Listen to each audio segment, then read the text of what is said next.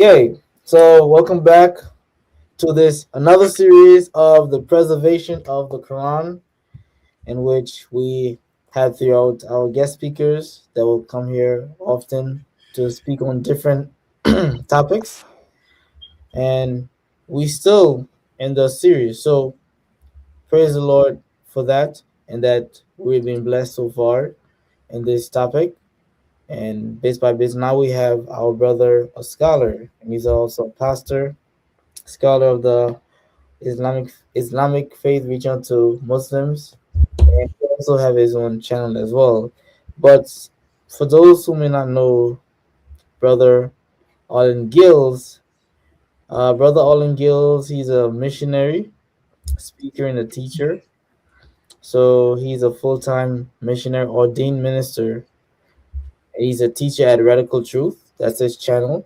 He has served as a youth pastor, senior pastor, associational youth director, and Horatio Christie Director at Appalachian State University, engaging unbelievers with the gospel and equipping the church to defend the historical Christian faith.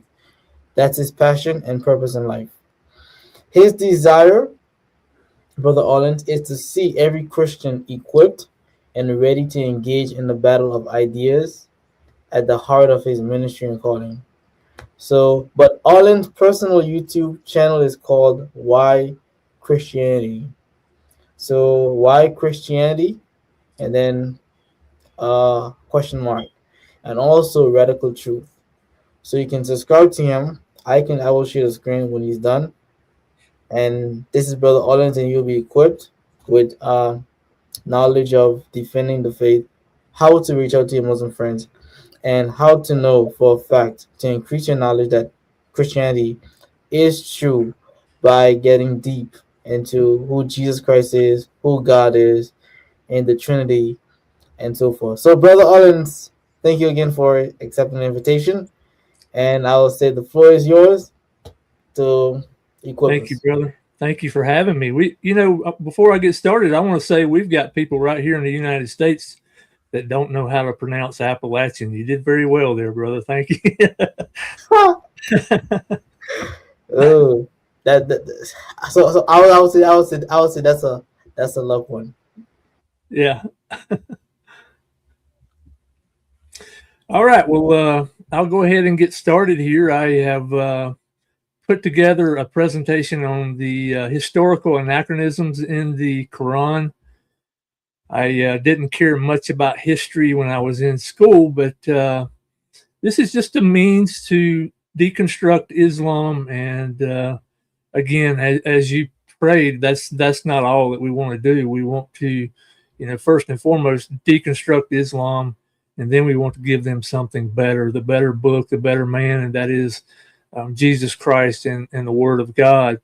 But it begins right here with, these historical problems that the Quran makes, and if it has a divine author, then that's a huge problem, obviously.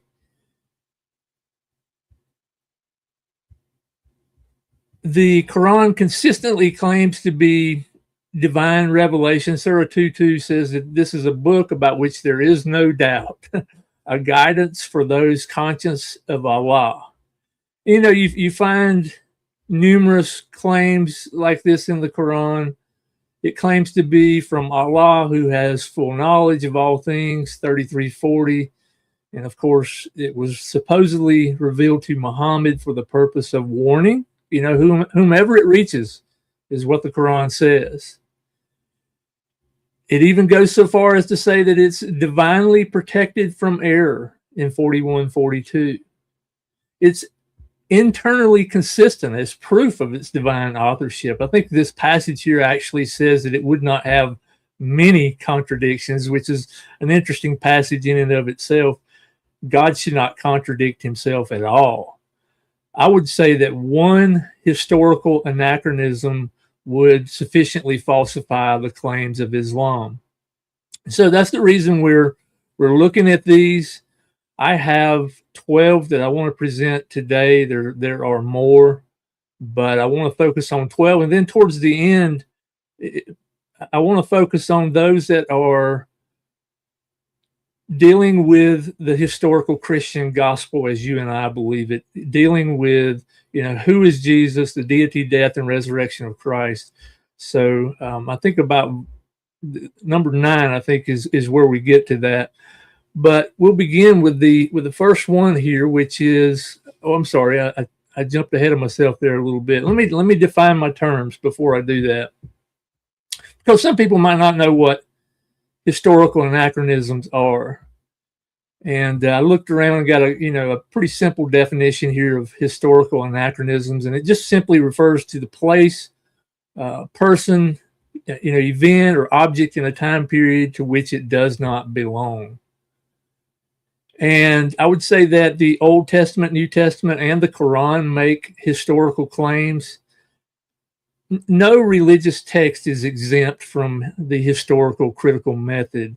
Both the Quran and the Bible make historical claims.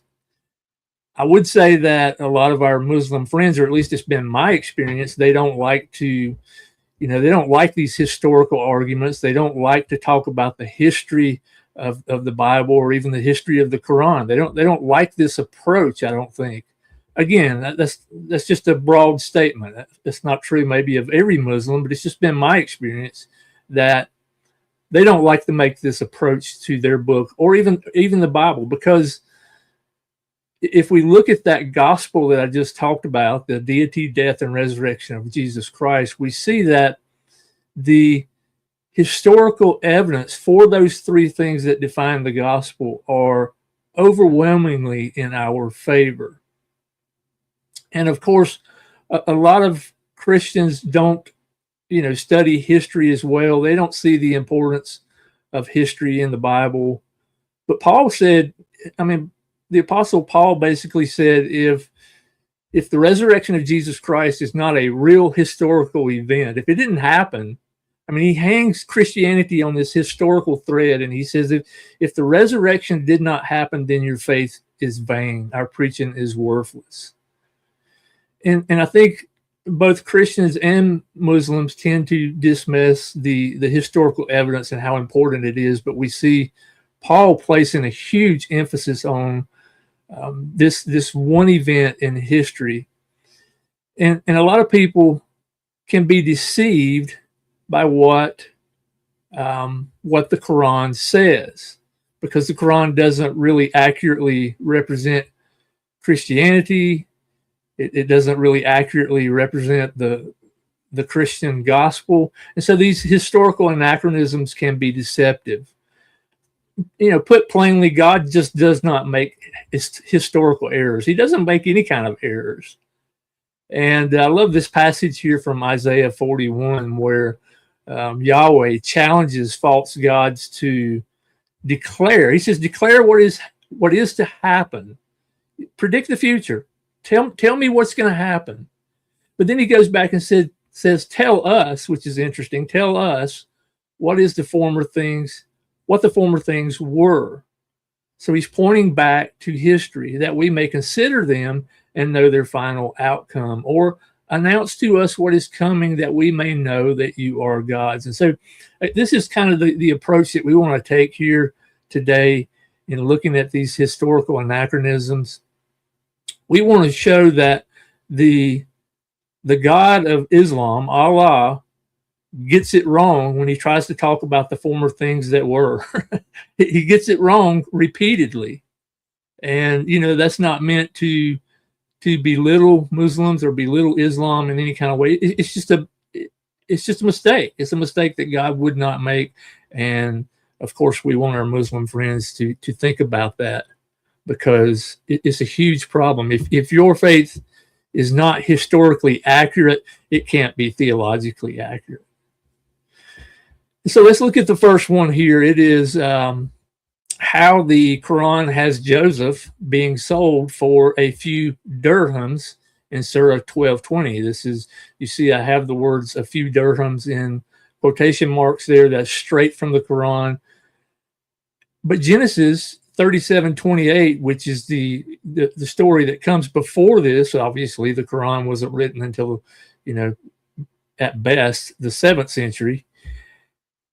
And Genesis 37:28 says, the Midianite traders passed by, and they drew Joseph up and lifted him out of the pit and sold him to the Ishmaelites for 20 shekels of silver.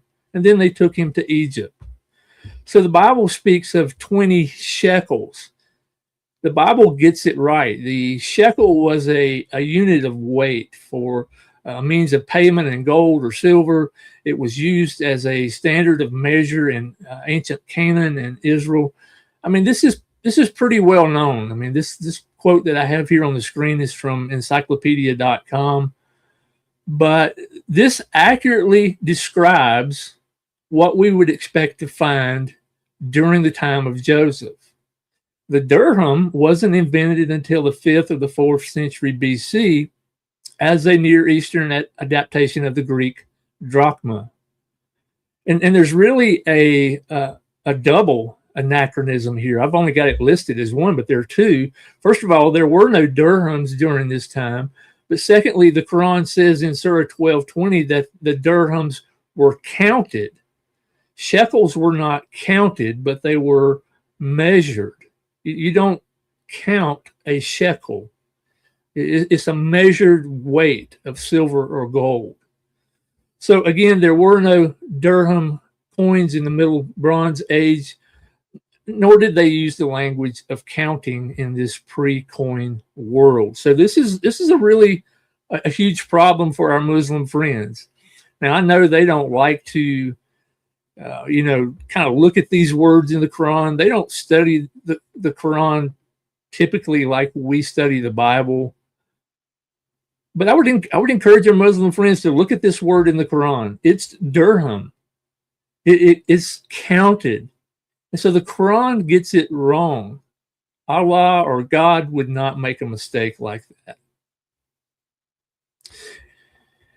And then secondly, we see that the Quran introduces Samaritans too early in Surah 20, 85 through 87, and 95 through 97 has Allah saying, but indeed, we have tried your people after you departed, and the Samari has led them astray. So Moses returned to his people angry and grieved. Moses said, and what is your case, O Samari? Here again is a historical mistake. Samaritans did not exist during the time of Moses, 1400 BC. The Samaritans emerged as a distinct group after the fall of the northern kingdom of Israel to the Assyrian king Sargon II in 722 BC.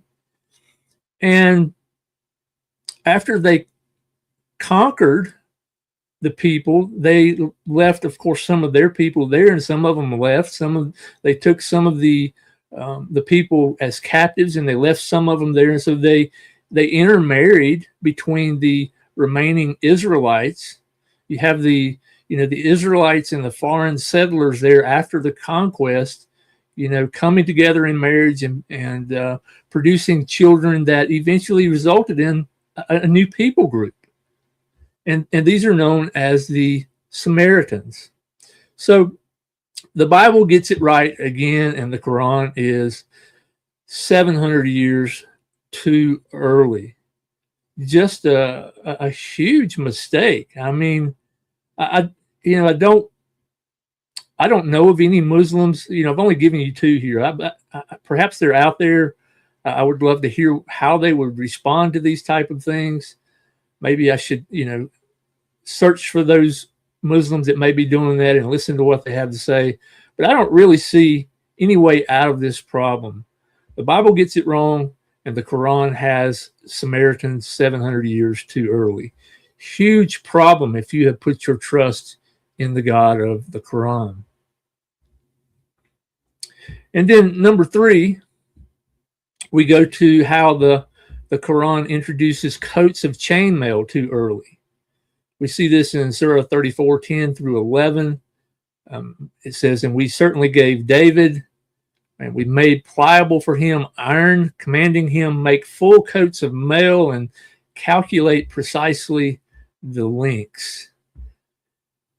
And here again, like the previous one, it gets it wrong. David lived during the late Iron Age in 1000 BC, and the earliest record of chainmail is commonly attributed to the Celtics during the 3rd century BC. I want to say there, I should have put that on there, but I want to say 3rd century BC. 3rd century BC graves in Romania and Slovakia provide physical artifacts in contrast to mere literary mentions. So we have hard evidence of chainmail in the 3rd century BC, but we don't have it before that. We might have some document like the Quran that mentions chainmail and gets it, wrong, but regardless, it's attributing chainmail to the time of David, which is just 800 years too early. It just doesn't fit historically. This is commonly, widely known among historians, but this is what the Quran tells us. Number 4,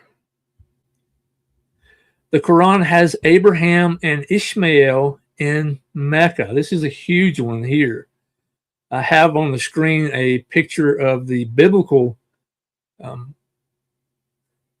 geographical location of Abraham's travels. You can see the little red line there of where he traveled from Ur, over to to Israel, Palestine, and there's no mention or even any evidence of the biblical Abraham being near Mecca. The city as we know it today is 746 miles south of Beersheba, and Beersheba is south of Jerusalem. And if you think about the walking distance, it would have been closer to, over 1,100 miles. So this is, again, another problem for our Muslim friends. It has Abraham building the Kaaba with Ishmael in Mecca, but we have absolutely no evidence of this. This is certainly not the biblical narrative.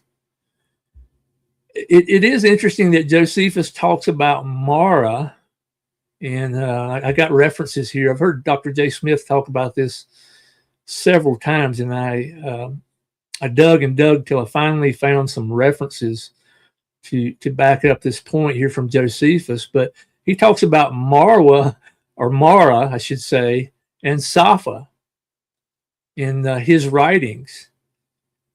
He talks about a bitter water site associated with the Exodus and Safa, which is a high vantage point, which, all of this is just interesting if you look at what history actually tells us. And there are some similarities here. Safa is a high vantage point, but it's not associated with Mecca. It's not associated with the standard Islamic narrative. In fact, it doesn't fit. He also describes, that is Josephus, the Jewish priest going around the altar in Jerusalem. There's another source. It's not coming to me at the moment, but it talks about them going around the altar 7 times, the priest going around 7 times. So you can see how this, has a ring of authenticity to it, but it's not in Mecca. It's not in the South. There was nothing going on in the South that we know of at this time, because there was no water. It's a desert. There's no mention of Mecca. But regardless, again, there's just no historical evidence connecting Abraham to modern day Mecca as we know it. That's a problem. That's a problem for our Muslim friends. Number 5, the Quran is confused about Pharaoh, the Tower of Babel, and Haman. Surah 28:38 has the Pharaoh saying, O eminent ones, I have not known you to have a God other than me. So kindle for me, O Haman, a fire upon the clay, and make for me a tower. Surah 40:36-37, and Pharaoh said, O Haman, construct for me a tower that I might reach the ways into the heavens, so that I might look at the deity of Moses, or in other words, the God of Moses. But indeed, I think he is a liar. So you hear this ring of authenticity again. It sounds a lot like Genesis 11:1-9, and the mention of the Babel Tower there. But Haman was not an Egyptian. He's a Persian. I mean, this is a Persian name. And of course, Esther 3:1 tells us this. The Bible gets it right. Names can tell us a lot. You can actually connect different names to a particular place in a particular time. You could do that with Abraham and the land of Ur. We know that name is associated with that place. In the same way, we know that Haman is associated with Persia. And the Quran gets it wrong. The Bible gets it right. Regardless, Pharaoh, 1500 BC, and Haman, 510 BC, they never met each other. This is just historically out of place. Huge problem for our Muslim friends. Number 6, the Quran has the Al-Aqsa Mosque too early. Surah 17:1 has passage about the Miraj. It says, glorified is he who took his slave, that is Muhammad, for a journey by night from Al-Masjid Al-Haram to Al-Masjid Al-Aqsa. You see where these places are at? They're in the Al-Masjid Al-Haram is in Mecca. Al-Masjid Al-Aqsa is in Jerusalem. And according to the standard Islamic narrative, this took place in 621 AD. This winged horse called the Buraq takes Muhammad on this night journey from Mecca to Jerusalem. Supposedly, you can find this story in Sahih Bukhari 75:17. But if we look at the historical evidence, this is not Christian evidence. This is not Jewish evidence. This is just historical evidence, broadly speaking. What all historians practically believe and understand, the Dome of the Rock was built between 687 and 691 AD. The Masjid al-Aqsa was built in 710 AD. So what is this passage talking about here in Surah 17:1? There was no mosque there. There was no al-Masjid al-Aqsa. It didn't exist. Now, our Muslim friends might try to say that perhaps this was a reference to the temple, the Jewish temple, but they can't even do that because it was destroyed in 70 AD. And the Arabs didn't conquer Jerusalem until 637 AD. So again, there was no Masjid al-Aqsa in 621 AD. This is according to the standard Islamic narrative, but it just doesn't work. It just doesn't fit. They get it wrong. The Quran gets it wrong. And that's a problem for them. All right, number 7. The Quran makes Alexander the Great an amazing engineer. Surah 1896 has him, building this wall in between two mountains, and he says, "Bring me sheets of iron," until when he had leveled them between the two mountain walls, he said, "Blow," until when he had made it like fire, he said, "Bring me that I may pour over it molten copper." We know from the Quran, I think this is pretty well established, that dual Qarnayn in the Quran means the two-horned one. And we also know that Syriac, Greek, and later Arabic traditions used this title to refer to Alexander the Great. And the Quran has him building a wall from iron and copper between two mountains. Problem for our Muslim friends is there's no record of such a wall in his three biographies. I mean, I'm trying to think of, some of the authors that biographers that talk about Alexander the Great. I think of I know there was Arrian and Plutarch that write about him, but they don't mention this wall. Moreover, where is this wall? I mean, it's not likely that it deteriorated if it's made of iron that's covered in copper. We can also ask who, surely people saw this. Who in history wrote about it? Who documented this? We're supposed to take the Quran at its word and just trust Muhammad. But such a task would hardly be possible today, much less in the 4th century BC. So this is quite a stretch. And I think we can challenge our Muslim friends on this point, just as we could the others that I've mentioned. Why do you believe this? Where is the evidence to support this claim? I don't think they can produce it. We know they can't. Number 8.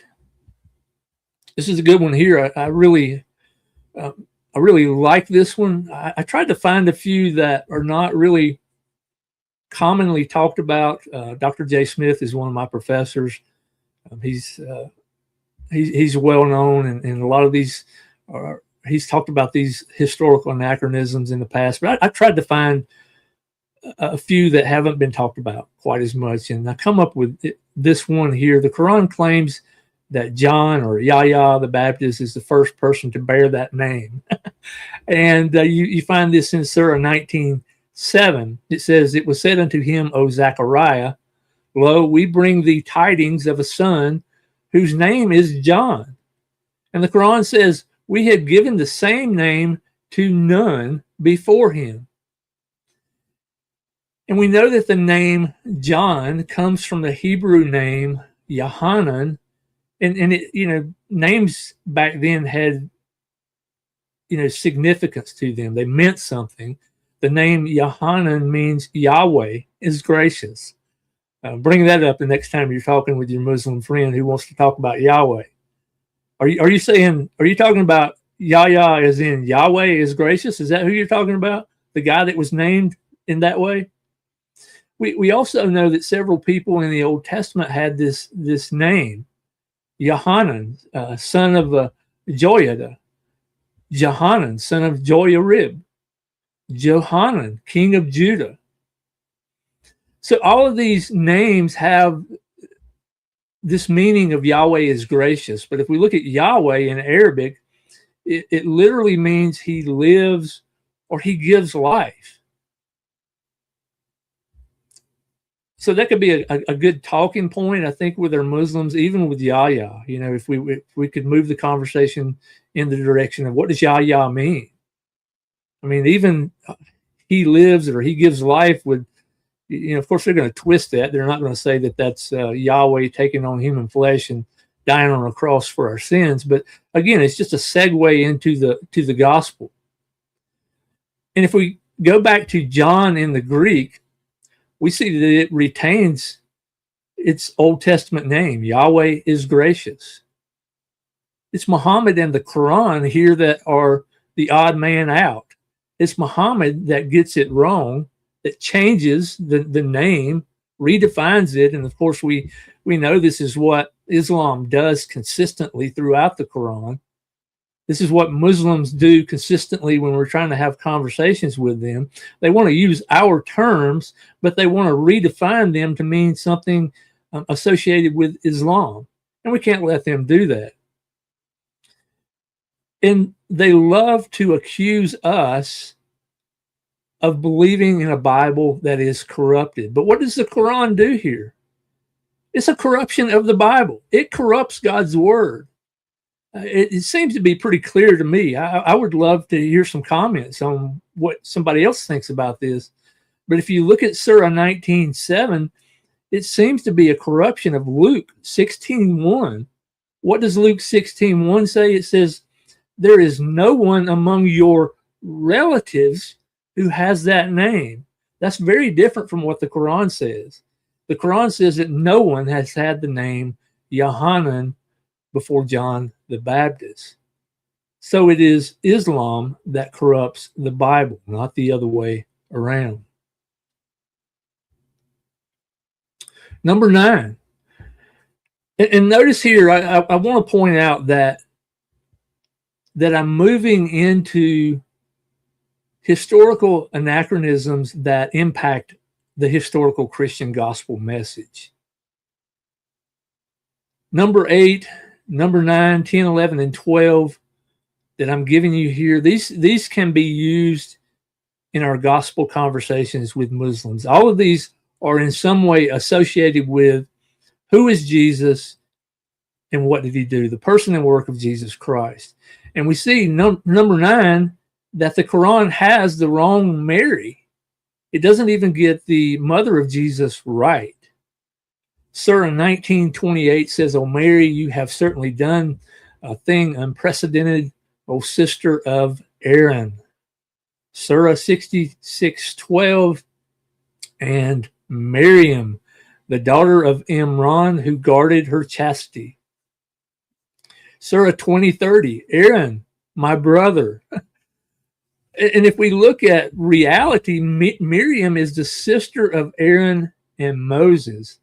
If you look at the Arabic, Miriam in the Old Testament and Mary in the New Testament has the same root word. Basically, they're very similar, and it looks like the Quran has confused the two Marys here.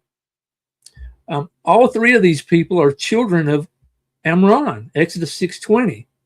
In Luke, the father of Mary is not Amram, but Heli. I think I got that wrong there. I think I have the wrong reference there. I'm going to have to go back and check that. But even I got confused. I mean, this is the typical Quran, right? I mean, it confuses the biblical narrative, and I think this is what it's intended to do. The Arabic Miriam and the Hebrew Miriam are essentially the same name, sharing a common Semitic root and origin. But Miriam, the sister of Aaron, lived 1,400 years before Mary, the mother of Jesus. And the Quran clearly confuses the two here. We've got to call our Muslim friends on this. Again, if they want to accuse us of believing the corrupted Bible, then how can you believe something like this in the Quran? Sometimes I'm amazed at what people will believe. I'm amazed at how far Muslims will go to defend something that just absolutely makes no sense whatsoever. And it's, really, personally, I can say for myself, it's heartbreaking because it's all about the pride of defending Islam instead of what's true. And it's going to cost them in eternity. We want to show them that the Quran gets it wrong, and therefore the God of Islam cannot be the one true God. Come to Jesus Christ as revealed in the Bible. Number 10, the Quran attributes crucifixions too early. Surah 7, 120 through 124 has Pharaoh talking to the sorcerers during the time of Moses, which is 1400 BC. He says, I will surely cut off your hands and your feet on opposite sides, and then I will surely crucify you all. I've got a couple of other surahs here. Surah 2071, Pharaoh talking to the magicians during the time of Moses, again 1400 BC. Says, I will crucify you. Surah 12:21 has Pharaoh talking with a baker during the time of Joseph, 1800 BC. Says that he will be crucified. As for one of you, he will pour out wine for his Lord to drink, and as for the other, he will be crucified. but there was no crucifixion during this time. The word crucifixion comes from the word cross or crux, and this doesn't come until much, much later. But here again, we see two problems with Islam. First of all, crucifixions were never used in Egypt. Secondly, crucifixions were introduced in the 5th century BC. Yet the Quran has crucifixions 1,000 to 13 years too early. It has them in the wrong place. It just doesn't fit at all. And I've had a little bit of pushback on this point from one of my brothers in Christ, and I really appreciate him pushing back, because it really made me think about this a little more. So I want to, before I move on too quickly, I want to talk about objections to this historical anachronism and how the Quran attributes crucifixions too early. If we read in Galatians 3:13, the Apostle Paul says Christ redeemed us from the curse of the law by becoming a curse for us. For it is written, cursed is everyone who is hanged on a tree. And of course, the Apostle Paul here is quoting Deuteronomy 21:33. Didn't they have crucifixions in Deuteronomy 15th century BC? No. Deuteronomy 21 is not talking about a form of execution. It's not talking about crucifixions as we know them. And the hanging here in Deuteronomy 21:33 is post-execution. If you read this passage, you'll see that the criminal is put to death and then he's hanged on a tree. So, this was a very much an honor shame culture. So this was, the criminal is hanged publicly on the stake to shame them and to present him as an example of what would happen to criminals who follow his example. But regardless, the earliest source that we have for a crucifixion says the Persians crucified those who revolt, stretching them upon stakes. Here again, we don't have a crucifixion really in the sense of how the Romans did it on a cross. We have someone being crucified, so to speak, on a stake. They're being impaled or hung up on this stake, but they're not dying a slow and painful death by crucifixion on the cross. I'll talk about this maybe more here in a moment. But when someone dies by crucifixion on the cross, they die by asphyxiation. They are hung by their hands. And by the way, the hand was, the Jews considered this to be part of the hand right here. So I think the nails went right here, not up here. But you're hung up on this cross by your hands, and it stretches out your lungs in such a way that you can't exhale. And this is why they put a nail in the feet. The criminal would, or the crucified victim would be able to push themselves up to exhale.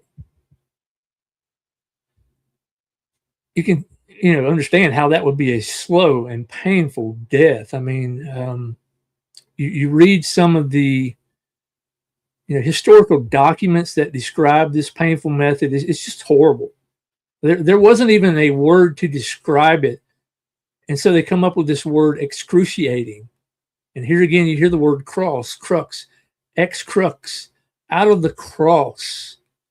It was so painful. It was excruciating. This is the word that they came up with. But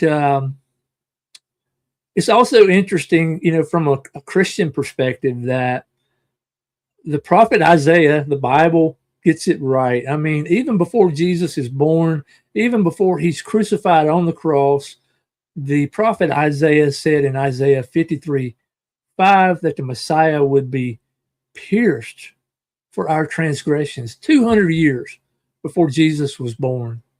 That's the God that I want to worship. That's the God that I have placed my faith in. That's the God who took my place on the cross. He gets it right. And I'd say that that's the God that our Muslim friends need. And as Dr. J. Smith frequently says, where the Quran should get the crucifixion right, it gets it wrong. Number 11, the Quran denies the crucifixion of Jesus, one of the most well-established facts in history. I mean, you have even atheist and agnostic scholars that say things like, one of the most well-established facts in history is the fact that Jesus was crucified. If we can't know anything from history, we can know that Jesus was crucified. I mean, these are atheist and agnostic professors that are saying things like this. But the Quran says in Surah 4, 157, they did not kill him, nor did they crucify him. It's interesting that they say, or the Quran says, they have no knowledge of it except the following of assumption. Indeed, those who differ over it are in doubt about it.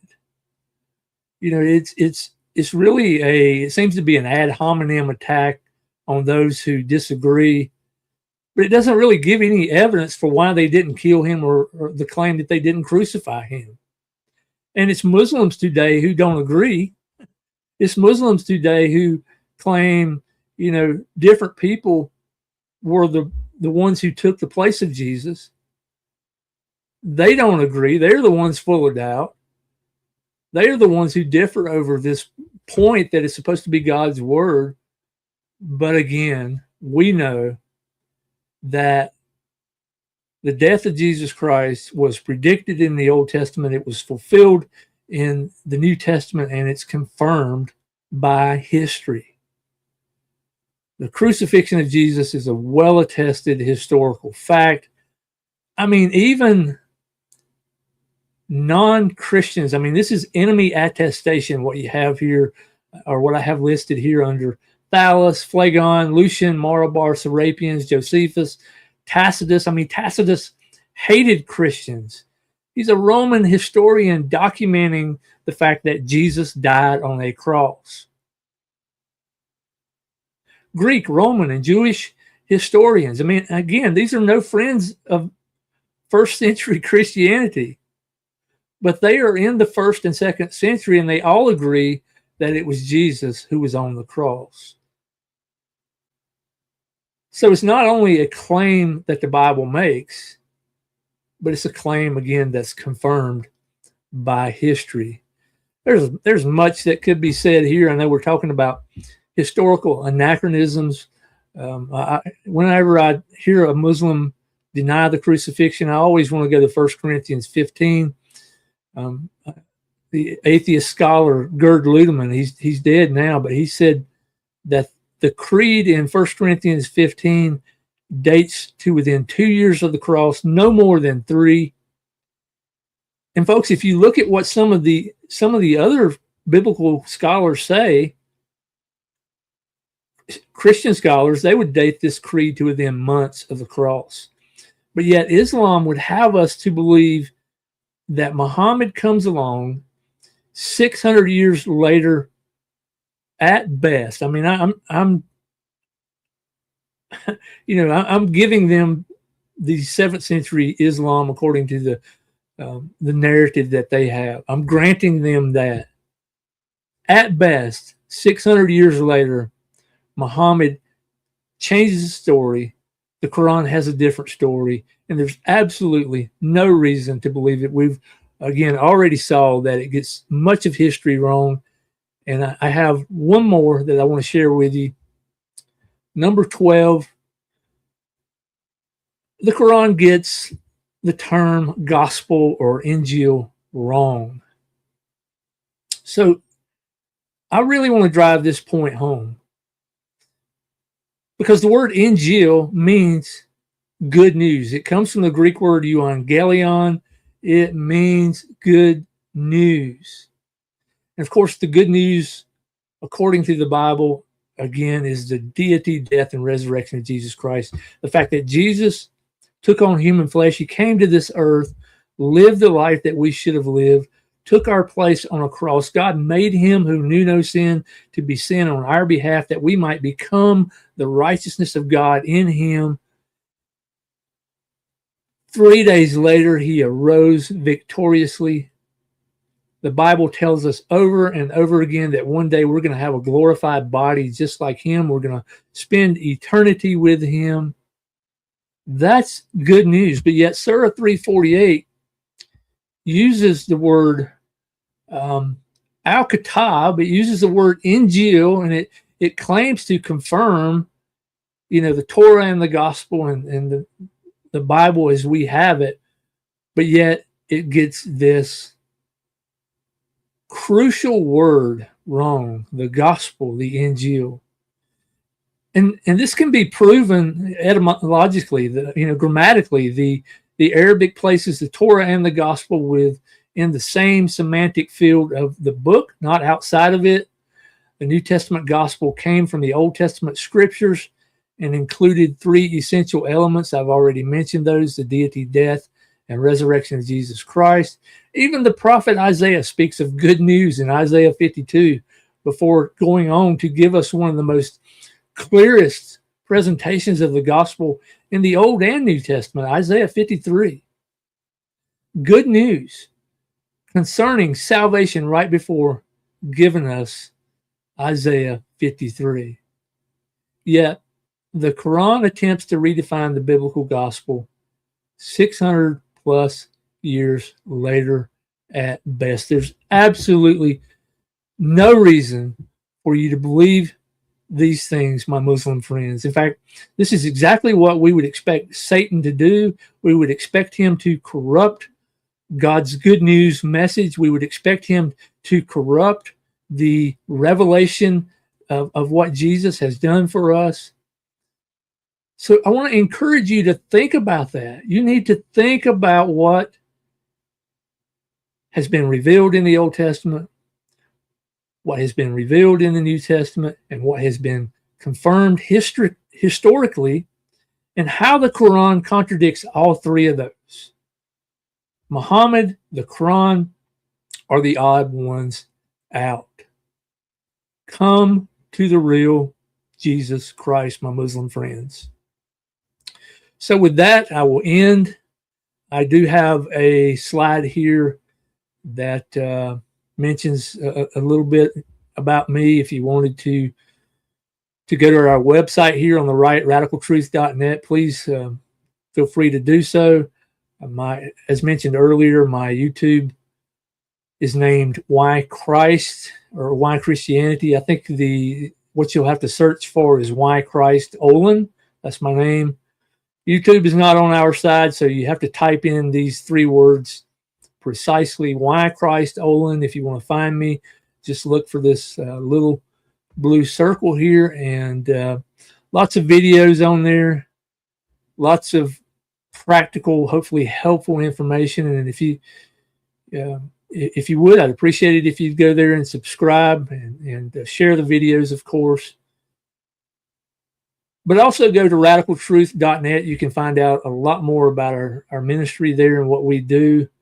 We have myself, Tony Garule, on the West Coast, and Christine Carey, who are doing full-time ministry right now, trying to reach Muslims here in the gospel. And it's just a pleasure. It's just a pleasure to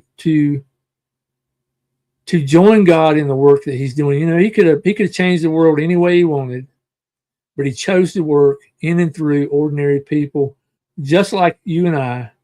And folks, what an extraordinary time to be alive. I mean, I am here in the United States of America. We are broadcasting all over the world this video right now. My brothers are here in Africa who are hosting me. What an incredible thing that God has done. He's given us this opportunity to use YouTube, to use the internet for his glory, and we should be doing it. The devil has used YouTube for his advantage, and I think it's time that we take it back. All right, well, I'm going to end right there, and hopefully my brothers will come back here shortly. Yes, thank you so much for the presentation, and we really, really definitely appreciate it, what you have done. I've known you before. I watched you before we were friends on Facebook. I watched yeah? Yeah, and that's how I add you to be friends. But Well, praise that is God. really great exposit. So my question is based on Surah chapter 20, verse 85 to 87 and 95 to 97, especially 95 to 97. It's talking about Samaria. Most people would say that it's talking about nations, but I know a lot of Muslims say that, well, Samaria is not talking about nations, but it's talking about an individual. How would you address that? So they would say this is talking about an individual and not A Samaritans. Is nation. that what? Yeah. I think if you do a word study, if you remember, that was my challenge when I went through that point, or at least one point. Muslims don't typically do those kind of things. They typically make a claim and then hope for the best. But I Mhm. think if you look at that Arabic word there, Samari, it's clearly speaking about Samaritans. And let me try to go back here to that slide if I can, just to see what.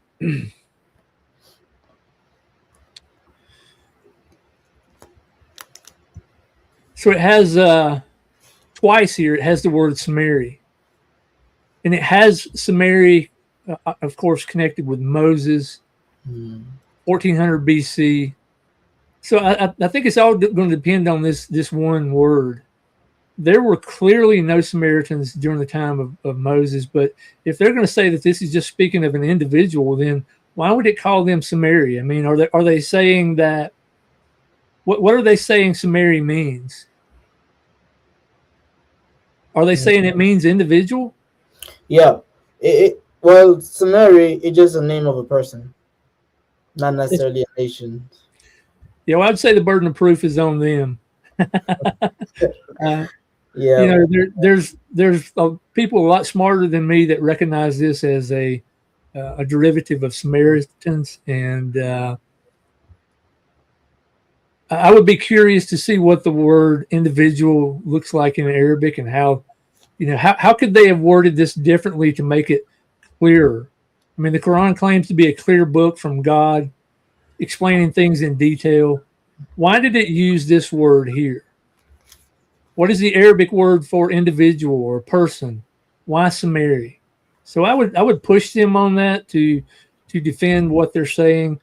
Muslims love to make claims without backing them up, and they're hoping again that you will move on and not Yeah. investigate the claim that they've made.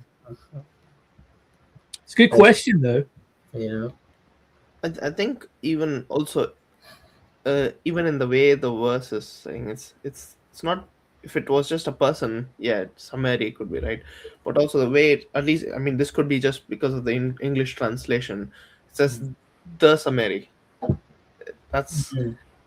that could make it into a title or a name for a people group, but not a name of an individual. Yeah. Oh, sorry, I didn't mean to interrupt you there, brother. Oh, go ahead, brother. Sorry. I was just thinking of was it Jeffrey's foreign vocabulary in the Quran? I'd be interested to see if he lists this word in there. But we'll have to do some homework there. But it's my understanding, and I've heard numerous people make this claim that the word Samaria here in the Arabic, obviously that's it's voiced differently in the Arabic, but it's referring to Samaritans, and it doesn't fit. Did you have anything else to add there, Ready to Reason? I mean, I think not specifically to this point. I think, yeah. All right. It looks like Aladdin. I don't know if you have questions, Aladdin, you want to ask, but if you do, then you can join. But I tell you what I'm going to do if we have time. I'm going to go to Corpus Quran and see what it says. I mean, I don't expect to really find a Muslim source that would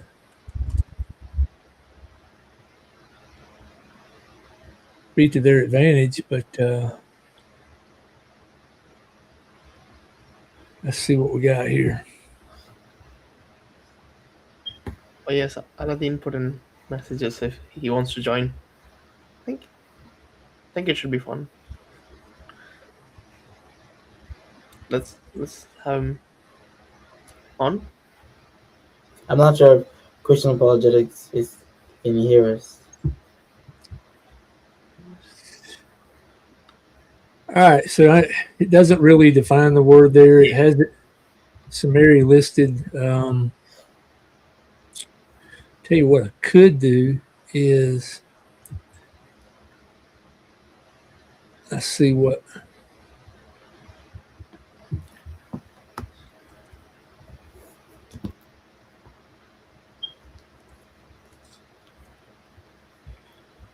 All right, so if I post that Arabic word into Google Translate, it says the Samaritan.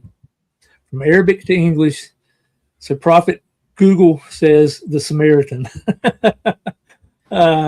So again, our Muslim friends are going to have to prove that point.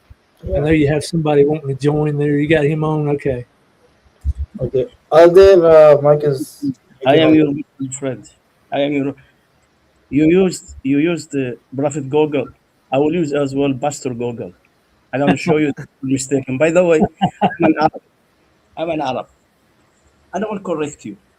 With all due respect to you, regarding summary, that's because of your lack of knowledge in the Arabic language. Because in the Arabic language, we have a summary as singular, samariyun as plural. So if you read the verse in Arabic, it is speak in singular, not in plural, samari, which means one person. So there was a name of a person or a title of a person. It was not talking about a group. So if it was talking about a group, it should be as samariyun. But the verse is telling you at the end, وَأَضَلَّهُمِ السَّامِرِي. Samari, that means individual, one person, not three persons or not a group. So I Well, hope friend, with all due respect, it says the Samari. Al. It has the definite article there. Excuse me. Me as an Arab, I don't need English translation. I'm an Arab, and I'm reading. What's the definite article there before Samari? I'm telling you what the difference. Please pay attention. Let me open. I'm asking you a question. Can you answer that? Okay. Now I open my cam for you, so we'll concentrate. Look at me and listen to me at the same time. I asked you a question. Can we have a two-way conversation? Can you answer my question? I'm trying to answer you. So please, I did answer actually at the beginning, but you failed to understand because you were not. Please clarify. That's all I'm asking. Okay. Now, once again, it's because of your lack of knowledge, because you don't know Arabic whatsoever. Just explain. Don't attack me personally. No. Then, yeah, I would say avoid. No. It's a fact. I'm not attacking you. Do you speak Arabic? If you don't mind me asking you, do you speak Arabic? No, I don't have to speak Arabic. Very good. So no. With all the respect to you, that's what I'm telling you. When I say lack of knowledge or you don't know Arabic, I'm not insulting you. I'm talking about a fact. So the fact here, the verse in Arabic at the end of the verse says, "Adallahum as-samiri." As-samiri, according to the Arabic grammars, grammatically go to corpus, the one you used as well. That's talking about, it's a singular. It's not a plural. So if it was talking about a group, it should be grammatically as-samiriyun, whom you refer to as Samarites. But here it says Samari, which is one. Not I mean, that's what the verse is talking about. It's talking about one person that led them astray. So Moses returned to his people angry and grieved. I don't have a problem with that. That doesn't prove anything. So it doesn't talk about a group. You want to insist on us? I didn't say it talked about a group. There were no Samari in the time of Moses. Samari speaks of Samaritans. It doesn't matter if it's singular or plural. That doesn't change the argument. Can you tell me who are the Samaritans that you're referring to? Who they were not during the time of Moses? You tell me that. That's the word that's used in your Quran. I mean, it talks about the Samari that led them astray. Once again, you see, you are referring it to a group. You said they were not. Well, obviously, the one Samaritan would represent the entire group. I mean, come on, my friend. What are you talking about? What you are doing here, you are imposing, you are reading the. No, I'm not. That doesn't prove anything, singular or plural. I mean, Can I engage, please? Can I engage? I'm not yet finished, please. one Egyptian represents the entire Egyptian people. One can I finish, American, represents Americans in general. So that doesn't really prove anything, as far as I can tell.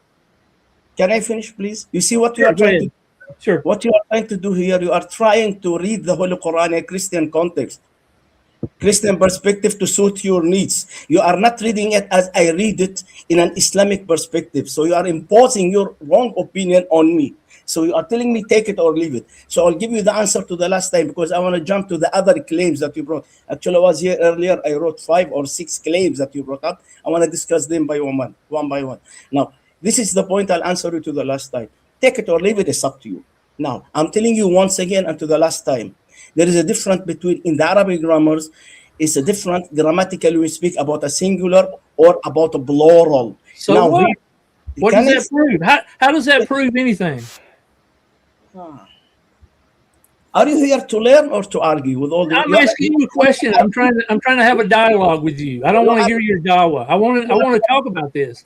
One Samari represents Samaritans. It doesn't matter if the word's singular or plural. It doesn't prove anything. Does the verse talk about a group? Can you please tell me? I'm asking you a question. I'm trying to engage with you. Who are those Samaritans that you were talking about who were not during the time of Moses as a group? Who are It's right there on the screen. No. I'm asking. I cannot see. I'm sorry. I want to hear it. The Samaritans emerged as a distinct group after the fall of the northern kingdom of Israel to the Assyrian king Sargon II. So Samaritans became a people group after this time period. There were no Samaritans in 1400 BC. Very good. You have one Samari, a single Samari, in according to the Quran, in the time of Moses, and it doesn't fit. Your argument that it's speaking singular doesn't follow that the argument makes no sense, my friend. It doesn't matter if it's singular or plural. It's talking about one Samaritan and therefore assuming there were Samaritans. Excuse me. Do you have any Islamic sources says that this Samaritan that the Quran is talking about is one of those? Can I finish, please? I did not interrupt you. You asked me a question. No, I'm not yet done. I'm not yet finished, please. When I finish, I will stop, then you will answer the question. I'm not done. You see your problem? You are trying to... You're the one with the problem here, my friend. If you can't have a two-way conversation, you asked me a question and I was trying to answer it. Oh, my God. This man talked too much. So, will you please listen as much as you speak? Okay? Yeah, go ahead. You can't preach these lies to them, not to me as a Muslim, okay? You can preach it to those Christians, but not to me. Especially Go ahead. Okay.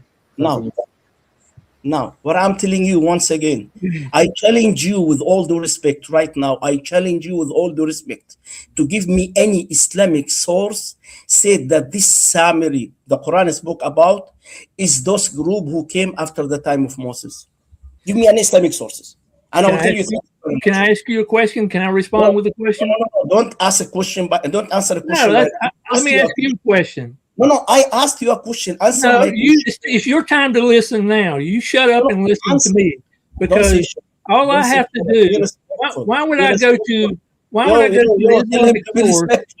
Tell him to be respectful. Don't say shut up, man. Just be respectful. Okay. Please don't say shut up. You done? Are you done? No. Speak with respect. I'm talking to you with respect. You speak with respect. Because I put you in a corner, so you have nothing but to tell me shut up. That's it. Somebody mute him so I can talk. No, don't worry. I mute myself too. Okay. Why would I go to Islamic sources that depend on the Bible and come 600 plus years later? I mean, asking me to show you a source of this word Samari from Islamic sources is ridiculous. I don't go to the Quran to prove history.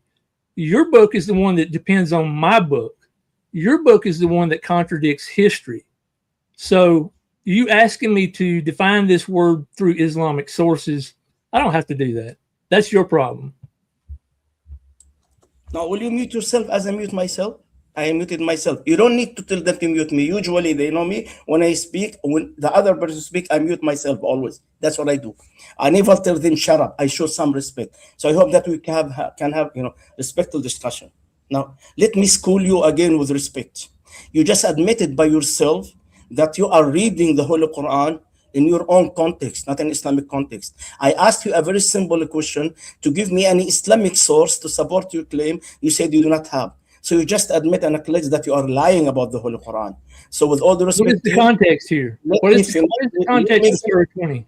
don't speak. Mute yourself. What is the context of Surah 20? Mute yourself. I'm not yet done, please. I'm asking you a simple question. No. I'm not yet done. What is the context of Surah 20? Okay.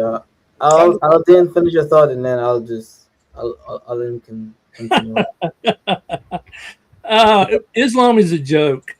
I mean, the context here is Moses. You and your God is a joke. So I'll debate you anytime on your God on the cross are a joke. Okay. Can be as rude as you are. I can be as filthy as you are. Okay. It's easy for me to be rude, by the way. Okay, no more at home. Okay, Aldin, finish your thoughts, and then Brother Olin will continue off. First of all, I would like to apologize to the channel if I was rude, because when you speak, you know me, if you be rude, I'll become more rude than you are. You know me. So he's been disrespectful, so I was disrespectful. I do apologize to the channel, but not to the person. He does not deserve my respect. So I treat him the same way he treats me. No, I'm done with the first claim. It's finished. I throw it under the bus because he was exposed and he was ignorant about it. He didn't expose anything. Not yet finished. Please don't. I don't care. You didn't. You made a claim that you exposed something and you didn't do it. You couldn't answer a simple question about whether how this singular impacted the plural. So the problem is yours. Can you please? I don't know, guys. Why most of the time when you bring people, they become? Why can't you have a two-way conversation? Okay. Aldin. The thing about it is that he wasn't really being disrespectful. What he was doing is he was just being passionate.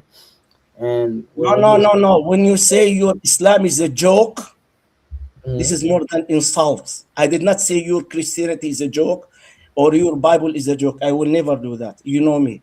So he was disrespectful and you never stopped him. So I became as disrespectful.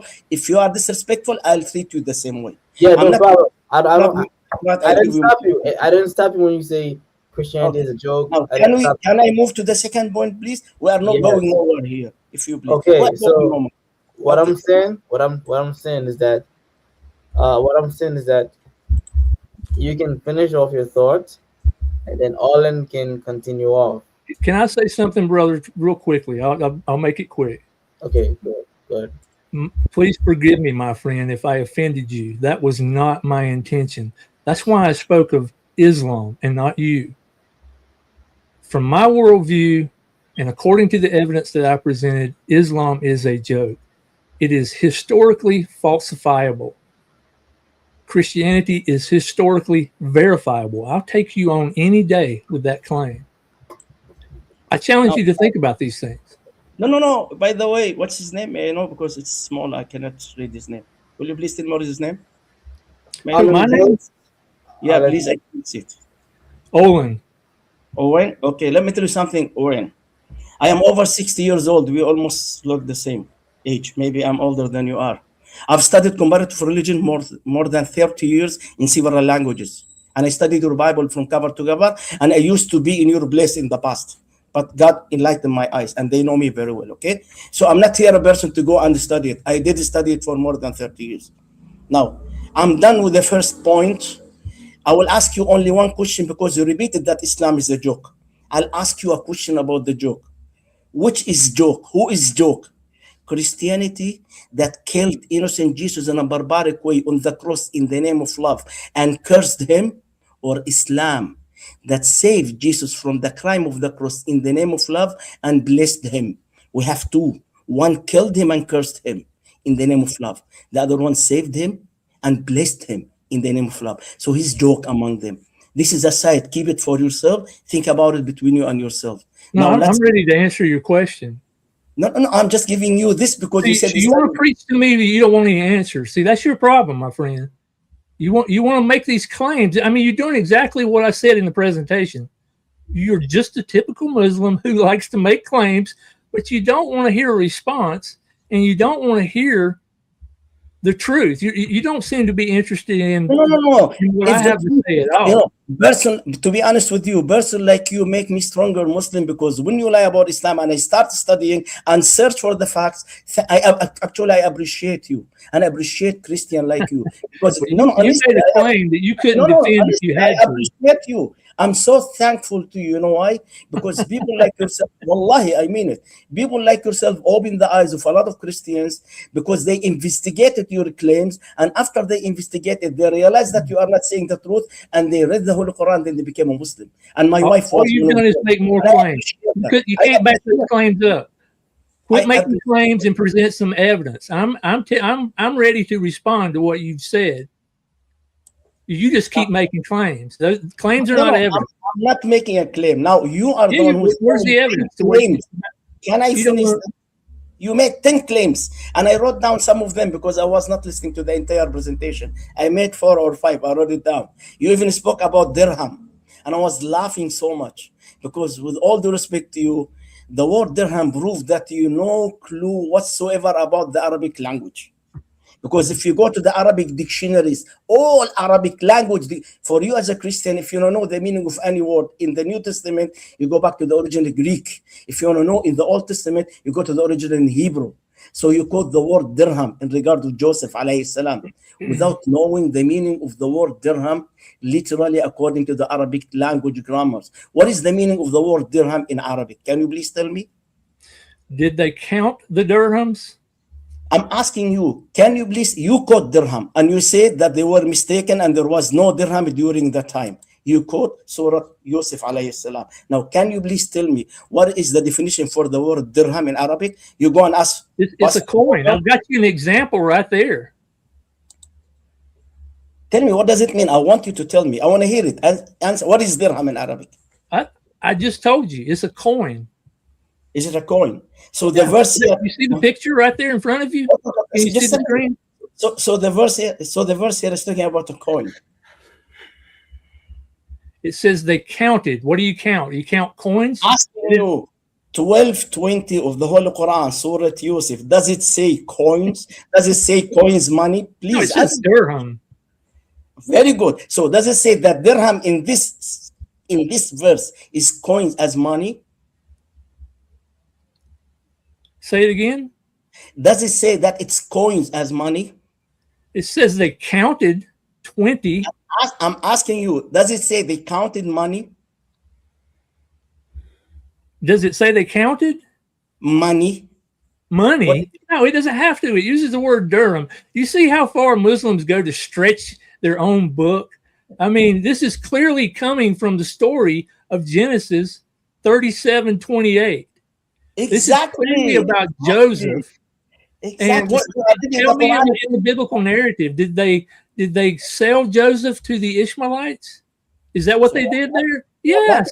That's exactly what they did. You see what you are doing? You are running away from my question. I told you. Again, your book depends on mine. Let me finish, please. Let me finish, please. I do not cut you off. I asked you a very simple question and you failed until now to answer me. You said according to Genesis, so you are reading the Holy Quran in a Christian context. No, this is the exact word fallacy. Tell me what is the meaning of the word dirham according to chapter 12, verse 20, please. What does it mean? I already answered your question. It's a coin. I've got a picture of it right here on the screen. What type of a coin is that you are referring to? What is there that were no coins during this time. They used weighted gold or silver. And the Quran says that they counted. You don't count gold or silver. Allow me to school you from the Islamic sources. Allow me to school you. You know, laughing does not save you. Allow me to school you from an Islamic sources. The word dirham in the Arabic language, linguistically, does not only refer to an Islamic currency, which later known, but it's also. It refers to what? I'm sorry. Islamic currency? Let me finish, please. Don't speak over me. I'm just trying to clarify what you said, my friend. I'm coming back. You see, you are in a hurry. You should be. I'm coming. I will tell you. Just have patience. I will tell you what is it. Just have patience. Now I have to go back because you cut my concentration. Because you can't have a conversation. You want to preach.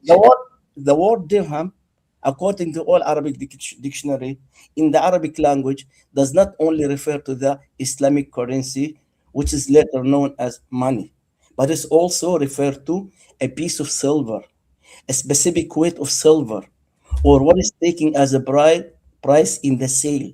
So in this position, they were talking about pieces of silver, which they were considering as their currency during the time of Joseph. It doesn't talk about any money currency. Do you understand? So they were counting based on pieces, and each piece of silver has a specific weight. So they were counting those The pieces. Quran doesn't say that. You're adding to the word of God.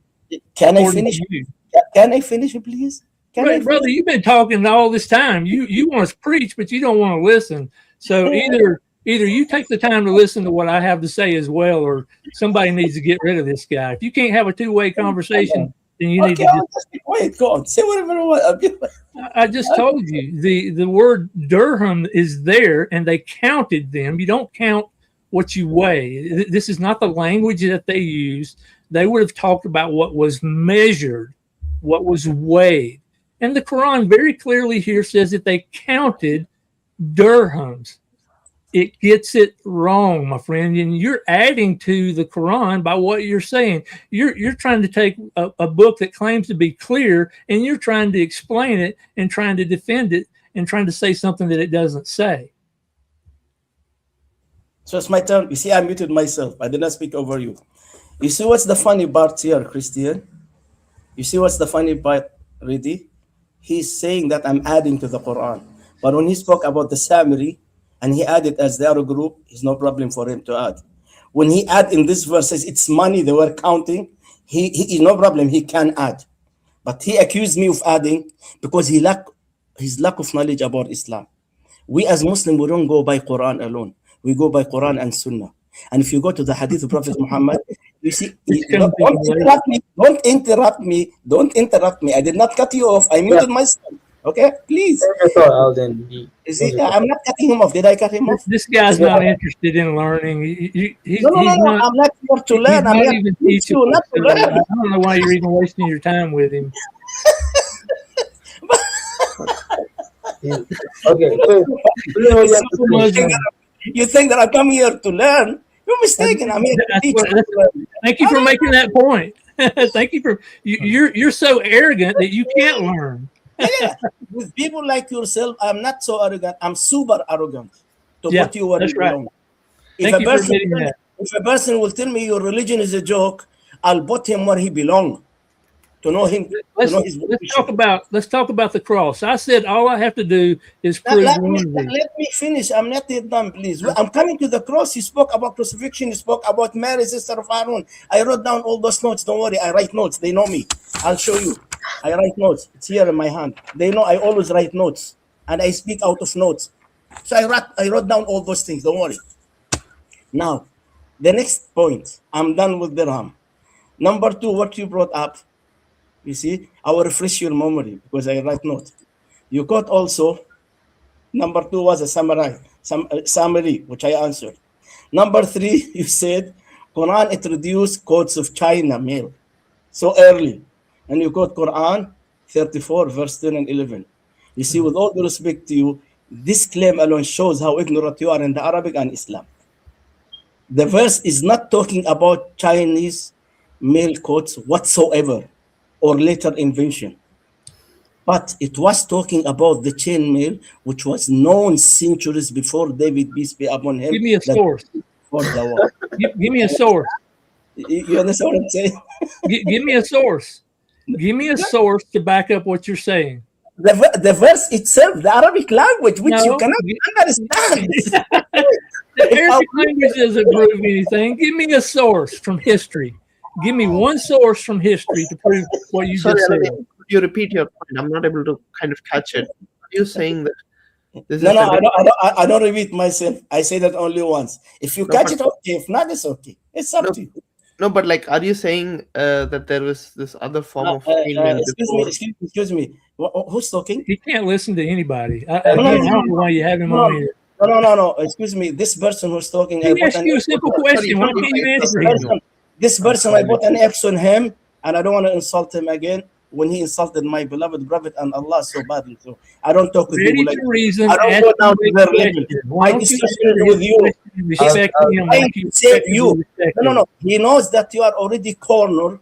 You are stuck. So he's trying to jump in to help you out and to No, save you. okay, That's well, what I'm doing. then I'm working for your advantage. Let him speak. Why don't you answer his question?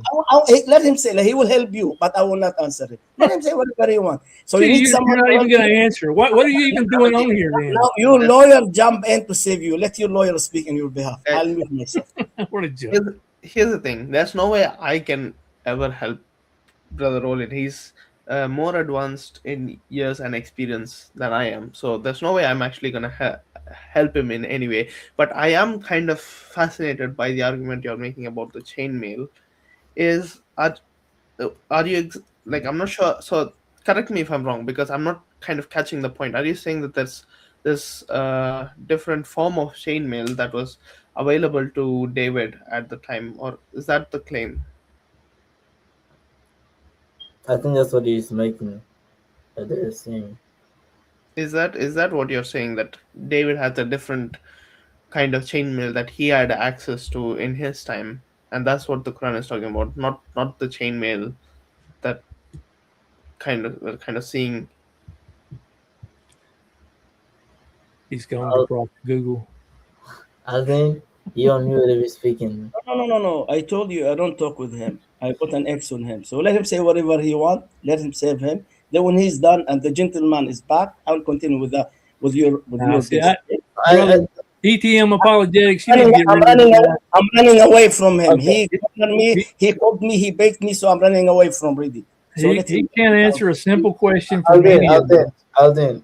He, he, You have to understand that whatever right reason have done in the past, you have to understand that it's all past. No. When a Uh, person insult my prophet and my God, there is no past for me. He okay, will I get listen it. under my feet, and I will Okay, never respect him. If I apologize for that, would you talk to me, Aladdin? yeah. Would you talk to me No. about Your that? apology is not enough. You don't need to apologize. When you insult my God and my prophet, apology is not enough. Okay, Apology. You contradicted the teaching of your God, because your God says in the book of James, whoever mock other faith is not considered as a true Christian. Did you know that? Or you want me to teach you? So by cursing and mocking Allah and Prophet Muhammad, you already left your own faith because you didn't yeah. practice it. If you Okay, want me to okay. teach you the Bible, I'll teach you. I Now, get can it. I? suddenly he's interested in the Bible and what it has to Okay, say. yeah. Okay, I would say this, that the past is the past. Okay, because Muslims insult Christianity, they insult the cross, as you said earlier. You insult, like, well, by someone going against what Jesus did in the crucifixion, and to say that those are satanic. I remember you said that way earlier, not today, but early in the past. You said that that's satanic. We don't see any because we know that that's you're Muslim, that's your belief. But when someone does the very same thing in Islam, you can't be offended as well, because the Quran says, "Do not insult other religion, lest they will insult you." So even if you can do it, even if we do it, you can't be insulting, because we know that for certain we're not a Muslim, and we know that Muhammad is not a true prophet. So you would expect this from us. So that's what I would say. And now, ready to reason here, respectfully, I ask you a question and curious. So I don't think that you should hold grudges towards that, but you should respectfully give him a response. Read this verse for you in the private chat. You read it and learn about it. Go to your Christian commentary in BibleHub.com and read the commentary for this verse. This verse is talking about people like yourself, the way you acted last time. So because of the commentary of this verse, you are already no more Christian, according to the verse. So do you believe everything James said? No, I'm teaching him. I'm teaching him. Do you believe everything James said? It's a simple question. I'm If not you're going to interested quote the in the Bible, Bible. do you believe I it? want to go back to the Quran. I'm not interested. I'm here to Of answer course you. you are. You want to run away. You want to run from what you want to run from the point that I'm about to make that's going to expose your Excuse nonsense. me. Do you believe in the Holy Quran? Do you believe in the Holy Quran? No, I don't believe in that book. So you quote 10 verses from the Holy Quran and you don't believe it. I quote one verse and I you think that I quoted it believe from a historical it. perspective. I You can see how do you that. See how you contradict yourself? Lack of No, I didn't. knowledge. How is that a contradiction? Knowledge. I quoted Okay. your verses as a historical source. I never said I believed in them. Where did I say that? And I never said Video. I Where did never I say that I I believed the never Quran? said that I believe about I believed in James. What did I say that? Do you Can you- believe this verse that you put on here, James 1:26? I never said I believe in it. He believed in it. I never said that. Okay. I didn't say that. Okay. Now, You're corrupting it. You're can I say misusing it. something? You know, you keep talking about history. You keep talking about history. I would like to ask you only one historical question about the Bible. See, I will answer all your 10 claims, all of them, one by one. I will continue Ask with your them. question. I will ask only one simple historical question. I want to see your answer. If you Okay. can answer. Okay. Okay. In Matthew chapter 27, verse 45 and 46, Mark 15, 33 and 34, Luke 23, verse 44 and 46. The gospel said that when Jesus died on the cross, the sun set on the earth for 3 hours. There was no sun. Can you give me any historical evidence or scientific evidence that said the sun set for 3 days and it was so dark, there was no sun during that time, please? There is a historical evidence that talks about the darkness on the earth that I No. can I'm give you. talking about the darkness during the time of crucifixion, 3 That's hours. what I'm talking about. If you'd listen to what I'm saying, I will listen. I'll mute myself. Go on. I don't remember the source. I can tell you that there is one. Okay. If you don't remember it, no problem. I can give you another question. Maybe you No, remember it. hang on Or just you a want me second. to go back to the Quran? You want me to go back to the Quran? I'll go back to the Quran. I have no problem. Hold on just a second. Okay. You seem like you're really interested in an answer. Okay. No, Here I'm you listening to go. you. I'm listening to you. Can you listen for just a moment? Do you know who Phlegon is? Teach me. Do you know who Phlegon is? That's a question. Yes or no? I'm telling you, teach me. Teach me. I want So to know. no, you don't know who this Greek is. He's a Greek historian, and he wrote extensively. He says that during the fourth year, during the time of the crucifixion, there was, and this is a quote, the greatest eclipse of the sun, and that it became night in the 6th hour of the day, so that the stars even appeared in the heavens. There was a great earthquake in Bithynia, and many things were overturned in Nicaea. How about Julius Africanus? But You want to know what he said? Can I answer you, please? You want to know what he said? No, He can I said, answer? hold on. Can I Hang on, say I'm something? going to answer your question. Do you want to know the answer or not? No, you brought the same. You brought the first source. Can I speak about the first source that you brought up, please? If you don't mind. Go for it. So Go for it. can you post the link in the private chat? We will open it and read it together, please. I want to read it with you. I will open the link myself. The Christians, the source you're talking about, historical source. Post it in the private chat. I'll post it in the public chat. I don't have a No, problem. it doesn't show in public chat because you are not moderator. Post it in a private chat. The link, please. So we'll open it and read it together. And remember, I asked you any other source which is not Christian and out of the gospel. So you are giving me a Christian source. You are not giving me an historian He's not source. a Christian. Remember what I said? I just No. want to refresh your mind. No. You can't even listen to what I'm saying. You're twisting. What's the link? You're What even is the link? twisting. You asked me for a source, and I'm What's ready the to give link? you two, and you can't What's even the listen link? to the one What's without the link? twisting. What's the link in a private chat? I want to open the link. I will read it with you. Please post the link. I don't need you to read to me. I can read. No, I will read it. I will read it. I don't want you to. I will read it. I need the source. I want to learn. I just I want posted it. to be your student. Teach me, please. Give I me the just source. posted it. It's there. No. What you did, copy and paste. You did not give me the link. I want the link where you are reading from. All right, let's try it again. I copied the URL and I pasted it. It's not really, I don't know why it's not. It's just posting the same words over. And remember my Here we question. go. Here we go. Okay, Pastor, please. There's nothing in the private chat. Nothing comes up. Oh, Y- Yes, there is. I mean, I see where I've tried to post it on there Maybe twice. you see it. If anybody see it, just tell me. So moderator will repost it again. Can you see it, please, in a private chat? Maybe I'm blind. I don't know. Can you see it? No, do you have the actual link so you Well, could? it says paste as plain text or link, and I hit link, and that's what you get. So No, no, no, no. The link go to the Explorer where it says HH. That's the Explorers. Copy and paste. that's what I did. I know how to do that. Why it doesn't show? Nobody can see I it. couldn't tell you. I couldn't Or tell you. or what you can do is if you could share it on your screen so you could read it. Sure, let's No, no. try I that. need the source, please. Aside from sharing it, I need to open the link, please. I need it for myself. I want to learn. I want him to educate me. I'm his student now. So if someone will ask me in the future, I have the source. Okay. I gave you the source. I gave what you asked for. No, no, no. I need the link. I want to open it, please. Do you Why do you understand? need the link? You don't believe? You think I'm making that up?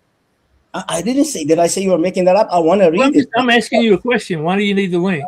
because I want to read it myself. I want to know what is source you're quoting. I want to understand what's written there. All right, My here English is very I'm bad. I gonna want to read it.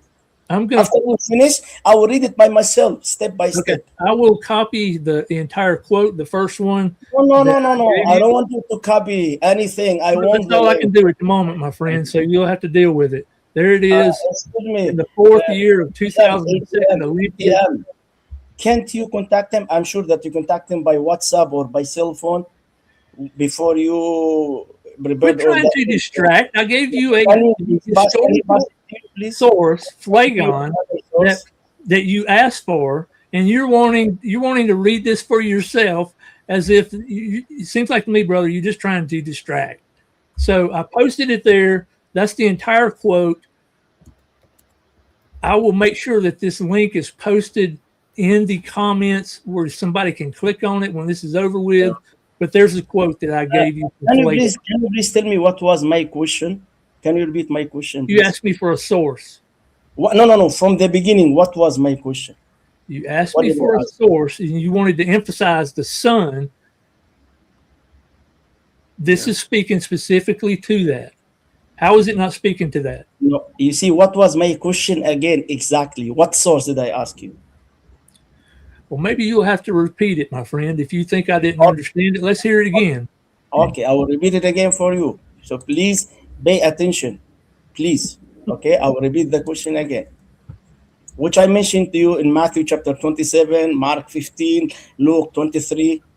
The gospel said that when Jesus died on the cross, the sun set on the earth for 3 hours. It was so dark. So I ask you, is there any historical or scientific evidence other than your gospels and your Christian sources?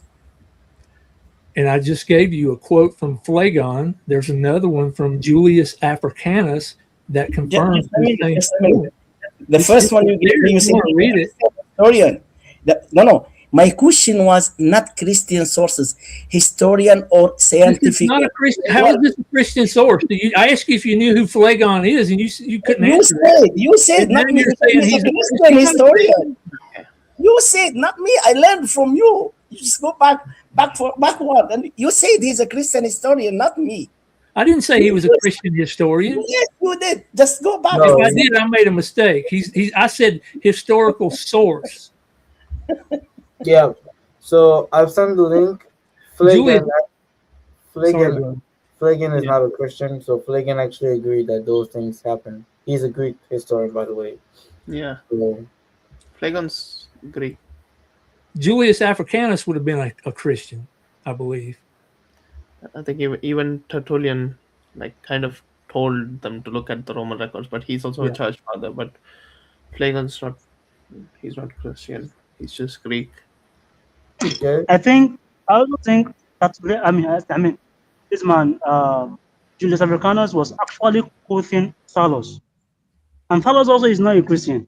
I mean, when you listen to Bart Ehrman, these are one of the 11 extra sources that Bart Ehrman quoted, saying that are outside of Christianity that actually support the crucifixion and the resurrection of Jesus Christ.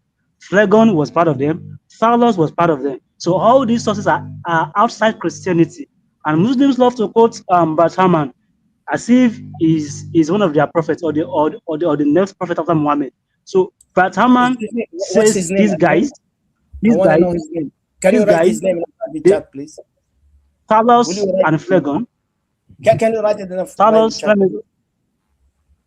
You've Or I got where just the does have it it link for where, you. there, where does Talos man. it and written Phlegon. in the link? Where does it written in the link, please? I want to read it. Can you show it to me? Where does it mention his name in the link, please? What do you say? I open the link is in front of me. I open it. Okay. Now I want you to show me. You Okay. just give me a link and said he's not a Christian, whereas the matter of fact, the link come with the sign of the crucifixion. Okay. So this is a Christian source, Don't first of all. don't you get what it is not as the those that quote it. Talos is not a Christian, neither is Phlegon a Christian. So the you can So I what can is his quote name, Muhammad please? Can you quotation. tell me what is I can his have name? I want to know what is his name. What is the Look name for written in the look for where it says which one do you evidence of Pelagian. Look for it. Evidence from Pelagian. It's there. Even if Okay. it is a Christian source, it doesn't follow that just because it's Christian that it's not true. We documented history long before the Quran ever tried to change the story. But this guy's not a Christian. Phlegon is not. And I'm confusing Julius Africanus with St. Augustine. These guys, this is enemy attestation to the point that you asked.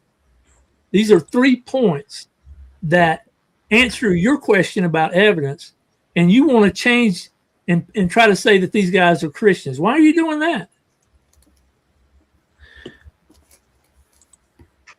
Carry on, I'm listening to you. I will not interrupt you. Continue. Bring your second source. I'm Well, listening to you. obviously, I'm I will not finished. interrupt you.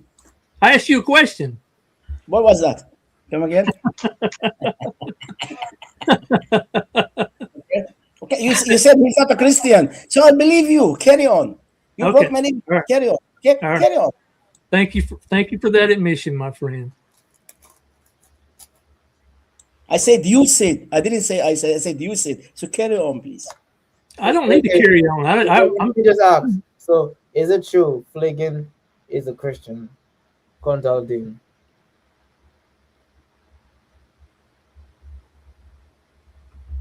You're on mute. what is it? For Aladdin, do you believe that Flagan is a No, no, Christian? I don't know. I don't know. I told you, he's educating Okay. me. I'm learning from him. Okay, that's what I'm learning from him. Okay, go on. Okay. Can you Yeah, please give me? Can you please give me the complete name? What is his complete name? Flagan, a Greek historian. No, no, no. They said he's a Greek historian. So I mean, what is his name? Complete name, full name, we please. gave you the article there. You can No, go. You can no. go. Excuse me. You give me an article from one magazine. I What? just went to the home page. Yeah, I went to the home page, and the home page it's actually showing a lot about Arabic and about Iraq and the Iranian flag and news, etc., etc. So it's like a news source. You click on the home and you can see it for yourself. And you are telling me that this person is not a Christian; he's a Greek. If you just brought me something from magazine, okay? Okay. Who said that? Now I'm asking you, who is this person? His complete name, please. Flagon of Tralles, Tralles, Will which you is be in the kind enough Asia to write in Minor, the private chat, please? Please. 80 to 100. That's when he lived. No, no, I'm not asking when he was lived. I said his full name. Can you? I can read what is in front of me. I know what's written. You want me to read it for you? I have it. It doesn't say Aladdin, his. He Aladdin, said he was a Greek historian who wrote an extensive chronology around AD 130. I know. I Aladdin, have seen it. Now I'm asking you, what is Aladdin, his name? Yeah. I'm sorry, I didn't Aladdin, hear you. Aladdin. Let let not let not stretch I don't know this too your. long. Oh, Phlegon, Phlegon is Phlegon. Is very popular, very popular. When you go on Google, type Phlegon, he is the first person that just like when you are looking for the most popular female apologist, Asuntash will come up on the list. So Phlegon is very popular. You don't need to know his second name or his third name or his father's name. And Olin just told you Phlegon of Trace. Once you type it, it's going to bring out all his quotations. Just go to Google, go to anywhere, you'll find his name there. Let us continue and let us allow Phlegon to rest in peace. I would say, yeah, I would say since he's reading. If you have any more thing to add, Aldin, I'm always happy to have you on. to chat. But if not, then I'll just say thanks for coming.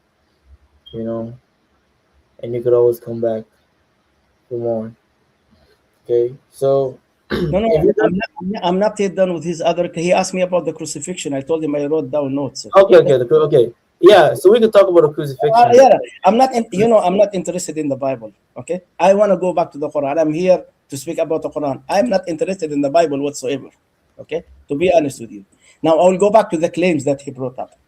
Now he's talking about the crucifixion, and he said that they killed Jesus on the cross. Am I correct, or did I hear you wrongly? I'm just reading your book.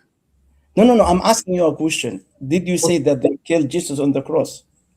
No, it says they did. Your book says they did not crucify him. Okay, so I'm asking you. You believe that he was killed on the cross? Yes, absolutely. Oh, you That's what believe the that? Bible says. So was he killed before crucifixion or during the crucifixion? During the crucifixion. Oh, do you know, according to the law of Moses, that no person should be put on the cross? He should be killed first before he was crucified. No, And it they, doesn't say that. yeah, I can. We're You not, ask even me if for it an did, evidence. we're You not ask me appealing to for the an law of evidence. Ask me for an evidence. Don't tell me you cannot do that. If I have a claim, as I ask you for an evidence, tell me, present me the evidence. That's it. If Study my evidence. Jesus was not dead on that cross, then why do we have overwhelming evidence that Peter, Paul, and James died as martyrs for their faith in Jesus Christ? Why do we have all of this historical evidence from non-Christians that say Jesus died on the cross? Why do we have atheist and agnostic scholars today who confirm, and these are historians, these are people with PhDs in this field. These are not some, random person. These atheist and agnostic scholars and Christian and Jewish scholars that affirm the death of Jesus on the cross have the credentials to make this claim. They've done their homework, unlike you. And I gave you numerous sources here from this time period. I even have dates right here showing that Thallus, Phlegon, Lucian, Mara bar Serapion, Josephus, Tacitus, all of these people are not Christians, but yet they're living during this time and they write about the death of Jesus Christ on the cross. And a lot of these same people write about how the disciples died as martyrs. We have good evidence for Peter, James, and Paul. People don't die for a lie. People don't die for what they know to be a lie. If they made this whole story up, these men were willing to lay down their life because they believe Jesus Christ died on the cross. And by the way, you don't fake death on the cross.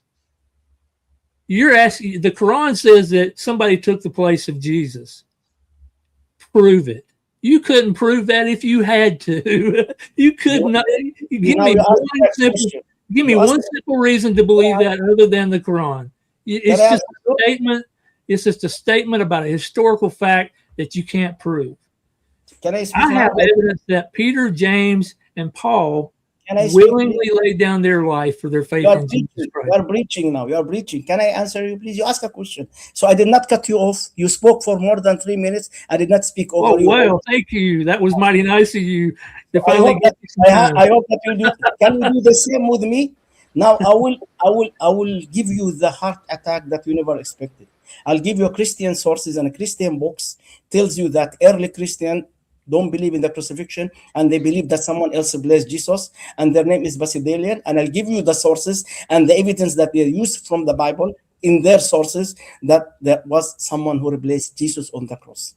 Basidalian, they were around 40 to 50 years after Jesus Christ, and they were one of the denominations and group who denied the crucifixion, who said that Jesus was not crucified. And someone, don't laugh. I mute myself when you speak, so please mute yourself. Just relax. I know that you are panicking, you are confused because this is a new information for you. It's heavy for you. No, it's not. So don't put words in my mouth. Let me for yourself. Don't put words in my mouth. Okay, it's all do. I'll say. Then you can continue. And let me finish, please. you can keep muted and then we'll respond back. He Who can else? continue as long as he don't put words in my mouth. I'm not going to let him do that. Okay. Alvin, continue. Please, yeah, please let me speak. You see, I'm giving you the sound. Please let me speak for 3 minutes. Don't cut me off. Just Continue, relax. Alvin. No, ATM, he's panicking, he's confused, and he keeps I'm not jumping over panicking. me. Just please, just relax. I know that you're in a panic mood. No Just one here is panicking. Okay, finish up, Alvin. Go ahead. Can I finish, please? Okay. Now he cut me off, so I have to start from the beginning. I lost my concentration. That was his mistake, not mine. Now, early Christian, and one of them is Basidalian. And I can give you many, many others. And I'll give you the sources, Christian sources, who said that Jesus Christ was not crucified. They believe that Jesus Christ is God, like you do believe. But they said, we do not believe that God should be tortured and killed in this ugly way by his creation, because God is eternal. God does not die. And they said the one who replaced Jesus on the cross, you know who was it? Simon of Cyrene. And you read this, I'll give you the name of the book. There are two versions. I have one of them, PDF, in my computer, which I've read many years back. The title of the book, I'll put it for you in a private chat. So you can go for yourself, go to Pastor Google, or you call him Sheikh Google or Imam Google, look up for the book, read it, and you'll find this information. And the author of this book, there are 3 different authors, and they are all Christian. They are not Muslims. This is the title of the book, The Holy Blood and the Holy Grail. If you want me to give you the link, I have it. They said, and I'll give you the exact page as well, which I've read myself. They said in page 340, indeed, Basidilian claimed that the crucifixion was a fraud, that Jesus did not die on the cross, and that a substitute who was Simon of Cyrene took his place instead. And they said in the beginning, at the same time, that Jesus Christ was at the back making fun of them, and he was raised up to heaven by God. I'll give you another source. The other source, it is book, title of the books. He said it's heresies with their refutation, written by Saint Alphonsus Maria de Lucori. He mentioned that in the first, I'm talking history now, he's a Christian. In the first century, said Flory Christ is a non-predominant force, and he takes the look he wants. So when the Jew wanted his crucifixion, he took the picture of Simon the Vulgar and he gave him his image, and he fixed Simon, and Simon was crucified in his place. That's not me. I'm quoting you the second source. You want me to give you a third and fourth source? You want me to give you more sources? I would like for you to give me dates for those sources and prove that they're not Gnostic. They're Gnostic. They're not Christian. Oh, very good. So you are no. I can't tell the source you give me also. He's Gnostic as well. It's No, very it's easy. You see, no, he's Gnostic, so he's not. You see, they are a Christian like yourself. You No, I'm not a Gnostic. No. I'm not talking about. No, You see, the thing is, it does not it's suit not you. even about. Does It's not not. suit you. You call them Gnostic. You are supposed to ask me. You want me to give you the evidence? By Why- definition, a Christian is someone who believes that Jesus Christ died on the cross for their sins. This is not something that has to be really substantiated by historical sources. It was predicted in the Old Testament. If you read the prophet Isaiah, which I quoted for you on the screen, the prophet Isaiah predicted that the Messiah would be cut off from the land of the living. We have numerous Old Testament verses that talk about the crucifixion. I gave you one about him talking about the Messiah being pierced. The psalmist says the same thing. He would die, my friend. And so it doesn't follow that some later heretical source denies this crucifixion, because it's just like your God, it's just like your Quran. It disagrees with the Old Testament and the New Testament and the historical evidence. So you're not proving anything. By the way, if you want to talk about what you call Old Testament prophecies, I studied all of them one by I one. want you to answer what I just said. I want I you to did not prove what speak over I you. don't want to hear any You're more of your panicking. You are in a dialogue. panic mood again. He's in a panic mood again. He's panicking again. This Listen, guy needs to go. He's not. He's the typical Muslim. He no, can't. no need He's for the not person. interested in No, learning. wait He for the wants to person. talk about history, but he wants to twist Don't it. be bad boy. Don't be bad boy. He needs Don't, to go. don't be bad boy, please. Okay, Alden, I Hmm. really appreciate you No, for. no. Let me answer like this. Let me answer Bye. to Caro and Okay. Ariel. He doesn't know that I can read it in Hebrew. I can read 22. He was referring to Psalm chapter 22, verse 16. I'm aware of it. And I can read it in Hebrew. And I know what does it mean in Hebrew. He knows that. They know that. So don't play this game Oh, with you're a me. Hebrew The word scholar means- all of a sudden. the word mentioned in the word mentioned in the verse is Karieh, not Karu. Karu means they Okay. burst. But in Hebrew, if you go to the Hebrew, it says Karieh. Karieh is like a lion. And two Means he verses comes before, on the land let of the me living finish. and then to see his Relax, offspring. What does that relax, mean? relax. My time is open. I'm speaking from my mind. There's You're a nothing joke, here. my You friend. can see me. Yeah. Relax. Yeah, here's what. Here's what. I know Aladdin was using the Masoretic manuscripts, like a lion, and also Rashi commentary. Very good. You are trying to save him now. You are helping him. Another lawyer is No, jumping no, in. hold on. But the thing is that if you go into Dead Sea Scrolls, it said otherwise. It said he was pierced. It says he was pierced and he was being crushed. It did not say like a lion. But No, I was it's like a lion, and I can show you all Hebrew verses. And I was I can go right now Alan, to Jabbat.org or to Safari.org, and we can read it all from the Jewish sources, Jewish perspective, Jewish links. Say what I'm saying. So don't play this game. You know me. the We Dead will Sea Scrolls. Yeah. The Dead Sea Scrolls is the Jewish perspective. You know that. Yeah. The Dead which, Sea Scrolls. you Uh, know that this is scroll we spoke about it in the past, and I proved to you that it's an evidence that actually the Bible is corrupted because you have more than one version and they are different from one another, and Quit they reading your right. presuppositions into the Bible. Okay. You know what I'm talking about. If I may So ask this, what are the okay, Aladdin? You gave us some sources about Jesus not being like crucified and Simon of Cyrene taking his place.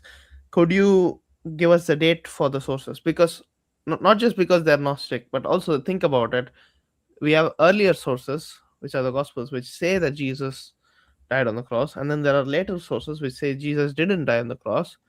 Now we have to think about it just from a neutral standpoint.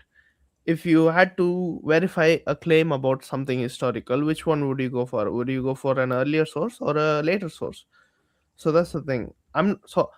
In my statement, I've committed the mistake of assuming that this is a later source, which you're saying, which could or could not be wrong because I don't know yet. So could you yourself tell us when these sources are dated? Are they before the Gospels or after the Gospels?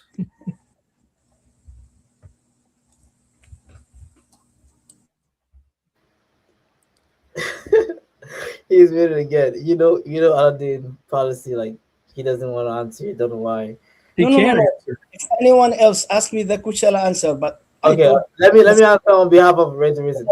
Okay, By the way, excuse me. I speak with you every week. I'm here to speak with your guest, the gentleman. You About can't his, answer his question. you We don't care who. I know that you feel bad for him. You're trying to save him because you know who I am. So I understand. So can I please carry on with him, please? With the okay, gentleman. Okay. Once again, I'm asking you. I gave you more than one historical evidence. Now, at least you can ask me. At least you can ask me. Can you please?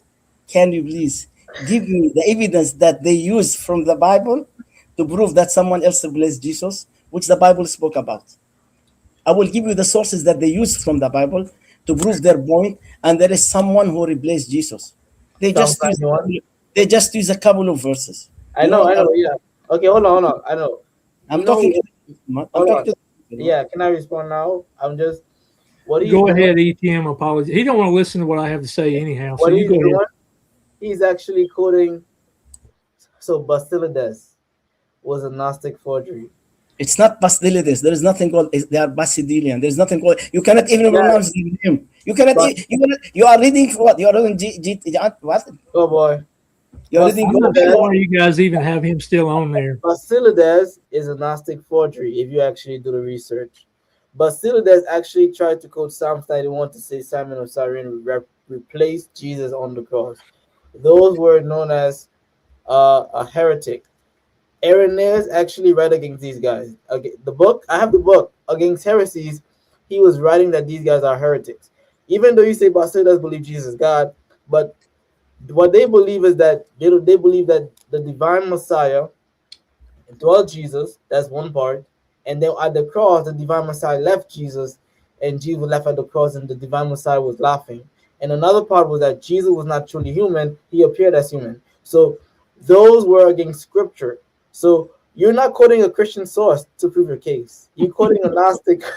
So what you have to do, because I thought you would have quoted like church fathers, like every day, and then we would go to the source. We would love to know where does these church fathers, the church fathers who was taught by the That's why apostles. I was about to use the source, but you did not. You No, said I'm talking about church fathers. I'm not talking about Basildez. He's a oh, I'll heretic. give you church He's a fathers.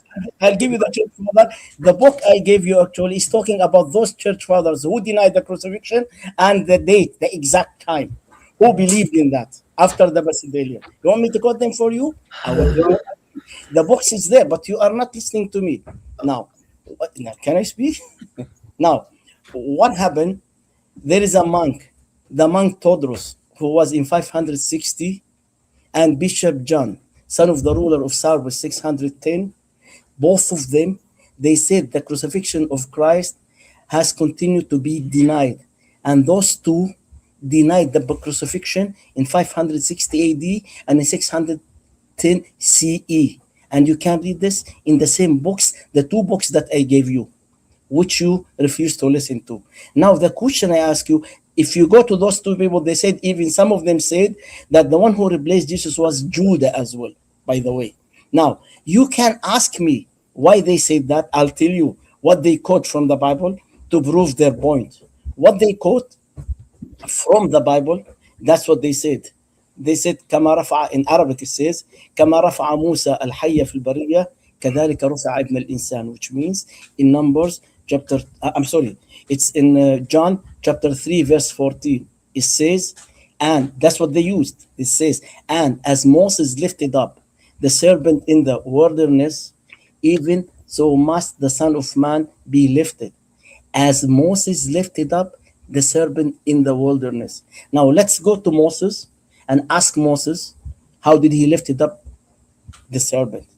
If you go to Numbers chapter 21, verse 8 and 9, it says, and the Lord said unto Moses, make thee a fiery serpent, and set it above the pole, and it shall come to pass up to the end.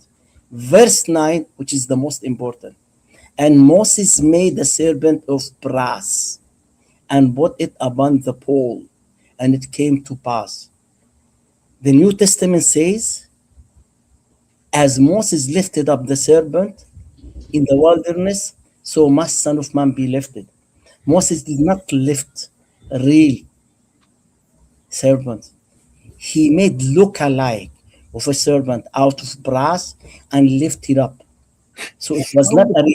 So they said, in this case, it talks about the likeness. That's all you got. That's what they said. Not me. That's I'm all telling you have.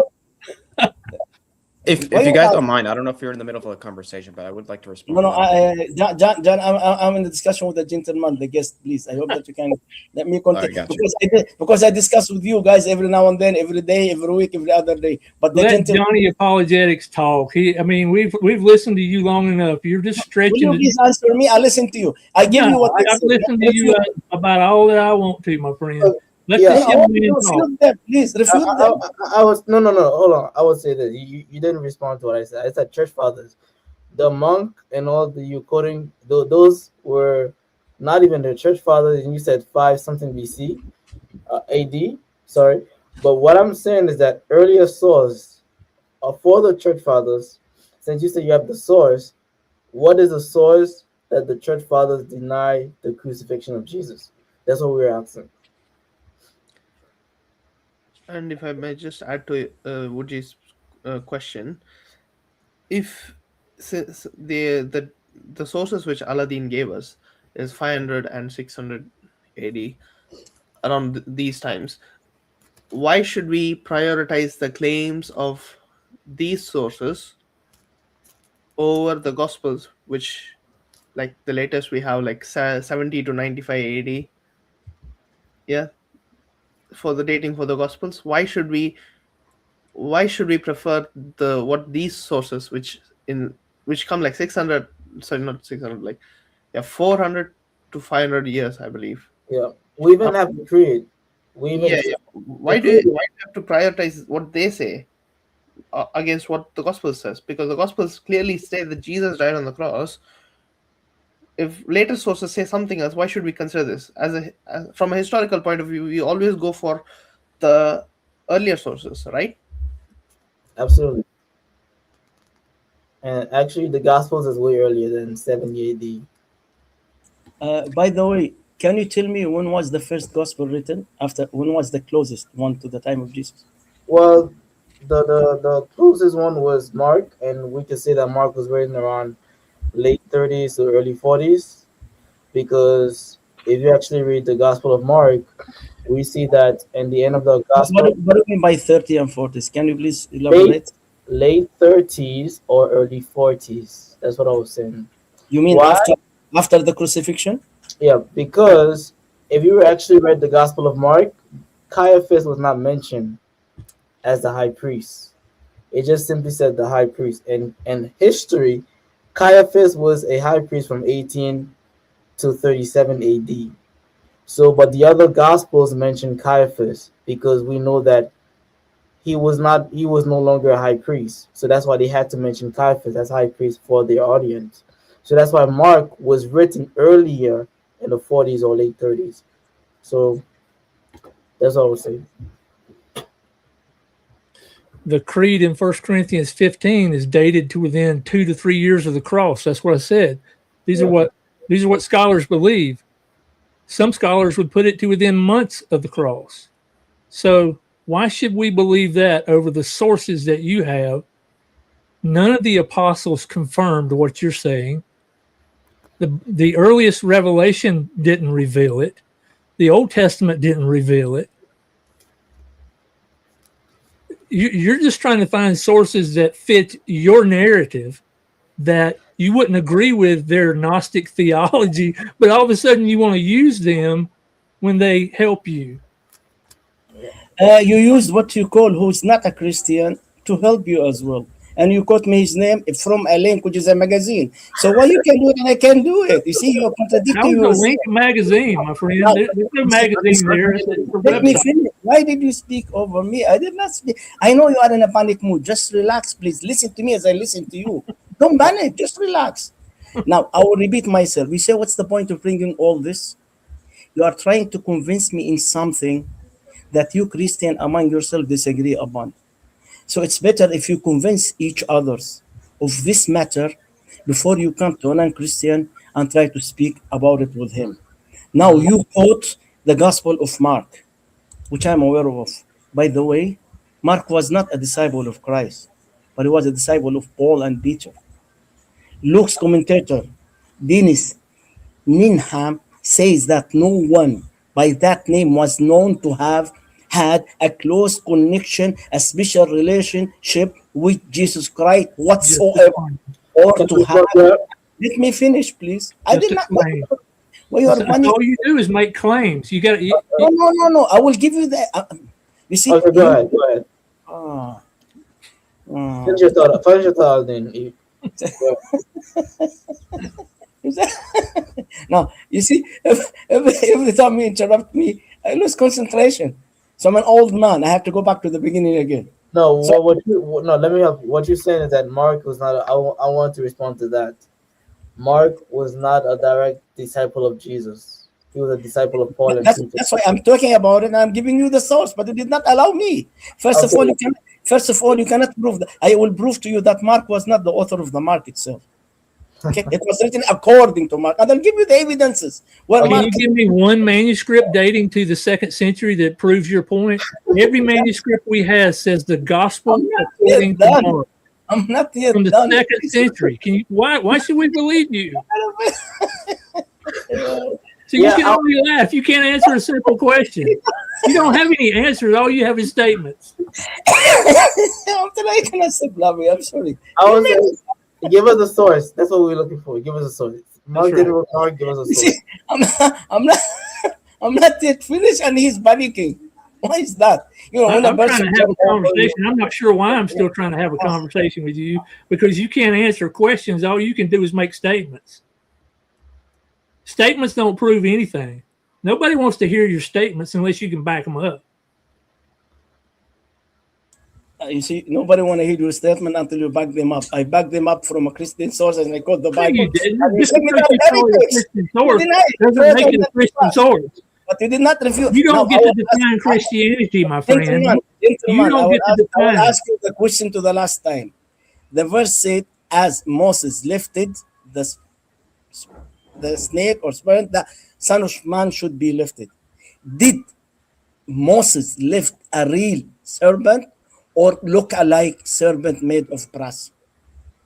Wow. Can you answer? No, I want him to answer me. We Can you know answer? what you the saying a Bible brass says. It was a statue of bronze Jesus? serpent. What do you No. think I that want the proves? gentleman It to rep- answer the question. You want me to answer your question or not? Please. Do you want me to answer your question or not? I'll pick myself. Just because it was a bronze serpent and it wasn't an actual serpent doesn't prove anything, my friend. It represented Jesus Christ, who hadn't been born yet. That it does not follow the fact that it was a bronze serpent. What were they supposed to do? Go around and find a real serpent and lift it up on a pole? No, that's not what God told them to do. It does not follow from what you're saying. You need to take a basic Logic 101 class, because it doesn't follow from what you're saying that Jesus was made to appear as if he didn't die on the cross. You're just trying to find something to support your Surah 4157, which is a historical joke. Johnny, have something to say. You and your Yeah. God are a joke, not my Quran. So I'm treating you I'll the say- same way. You and wait. your Hold God are- on. Hold on. I'm Wait, using your language. I'm wait, using your hold on. language. Wait a Yeah. minute. Hold a minute. Johnny wants to say something. You could allow him to speak. Go ahead, Johnny. Yeah, I don't have to like participate if you don't want to. I just wanted to say this about that argument. Sorry for my birds in the background. On John 3:14, where it says, "Just as Moses lifted up the serpent." I guess what Aladdin is arguing, and correct me if I'm wrong, but you're saying that since the serpent in Numbers 21 wasn't a real serpent but a bronze serpent, so it's like a serpent, therefore Christ didn't actually die on the cross, according to John. It was merely someone that made like him, just like the bronze serpent. The problem with that is when you read the text of John 3, it's obvious exegetically that that is Jesus. Verse 13 identifies the Son of Man who comes down from heaven. Is that Judas? Is that one of the disciples? No, that is Christ Jesus that came down from heaven. As you read in, like, for example, the prologue, right? So that Son of Man is the same Son of Man that is identified in verse 14 on the cross, right? And you keep reading, it's all about Jesus. It's nothing to do with someone taking his place. So that's an eisegesis of the text, not an exegesis. When you see the phrase "just as," the connection is only so far as the text takes it. So, for example, another group likes to misuse this text to say that only Jews can be saved, because it says "just as," and only Israelites were in the wilderness, so only Israelites can be saved. But the text doesn't say that. "Just as" is only taken as far as the text takes it. And the way the text takes it is just as this bronze serpent, whether it's a real serpent or a bronze serpent, is just like Christ being raised up on the cross. Very well said. Very well said. Okay, can I speak now? Yep, go ahead. Johnny, thank you very much. You saved the gentleman. Actually, I was looking for a tough attorney, and you were the toughest attorney among them. Thank you very much. Thank you, gentleman, don't speak over me. Why you always go to a panicking mode and speak over me? Just Then you listen. stop your lanlanguage about him saving me. You see how I will respectful speak he over was? you as long as I'm on this live stream. If you're going to say things Johnny, like don't that, relax. because you're a prideful, Johnny, arrogant Muslim who can't. Okay, keep it respectful. I'll then go ahead without trying to. I want to ask him one question. I've listened to him as long as I want to. It's my I turn. want He I said, want your to name ask is not him a Aladdin. simple question. Your All name right, is guys, not hold on a second. Guys, take it one at a time. And let's try to keep it respectful. Yeah. No, I'm Can I ask glad. my question? Somebody say yes or no. Okay, go ahead. Since you muted, if I you thought it's my turn to speak. Isn't it? You said Aladdin. You've been speaking long enough, my friend. We've listened to you. You've said a lot more okay, than here's what I will a do. lot more than I have. Alden, if you want respond to what Let him speak. Let him speak. Okay, I will not respond to you. Let him speak. Let him say whatever he wants. And when you want me to speak, tell me Aladdin speak. Usually I mute myself. I will mute myself again. okay, you can ask him a question. Everything that we've done here right now put aside, I want to ask you a serious question. And I would like for you to give me an answer, not preach to me. I would like for you to give me a thoughtful response to this question that I'm about to ask you. And I don't ask it to trip you up.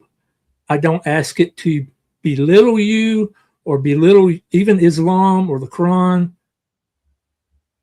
I ask it because I'm concerned for your soul, my friend. And my question is, if Christianity were true and Islam was false, would you want to know? Yes or no? Can you please repeat the question and never ask me to tell you yes or no? I answer you the way fit me to answer you, not the way you want me to answer you. I answer you the way I want, not the way you want me to answer you. Please repeat your question.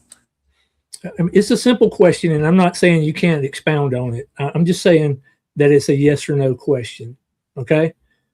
If Christianity were true and Islam were false and you're on your way to hell right now, an eternal hell, would you want to know? Would you want somebody to tell you? Would you want somebody to give you the evidence to show you?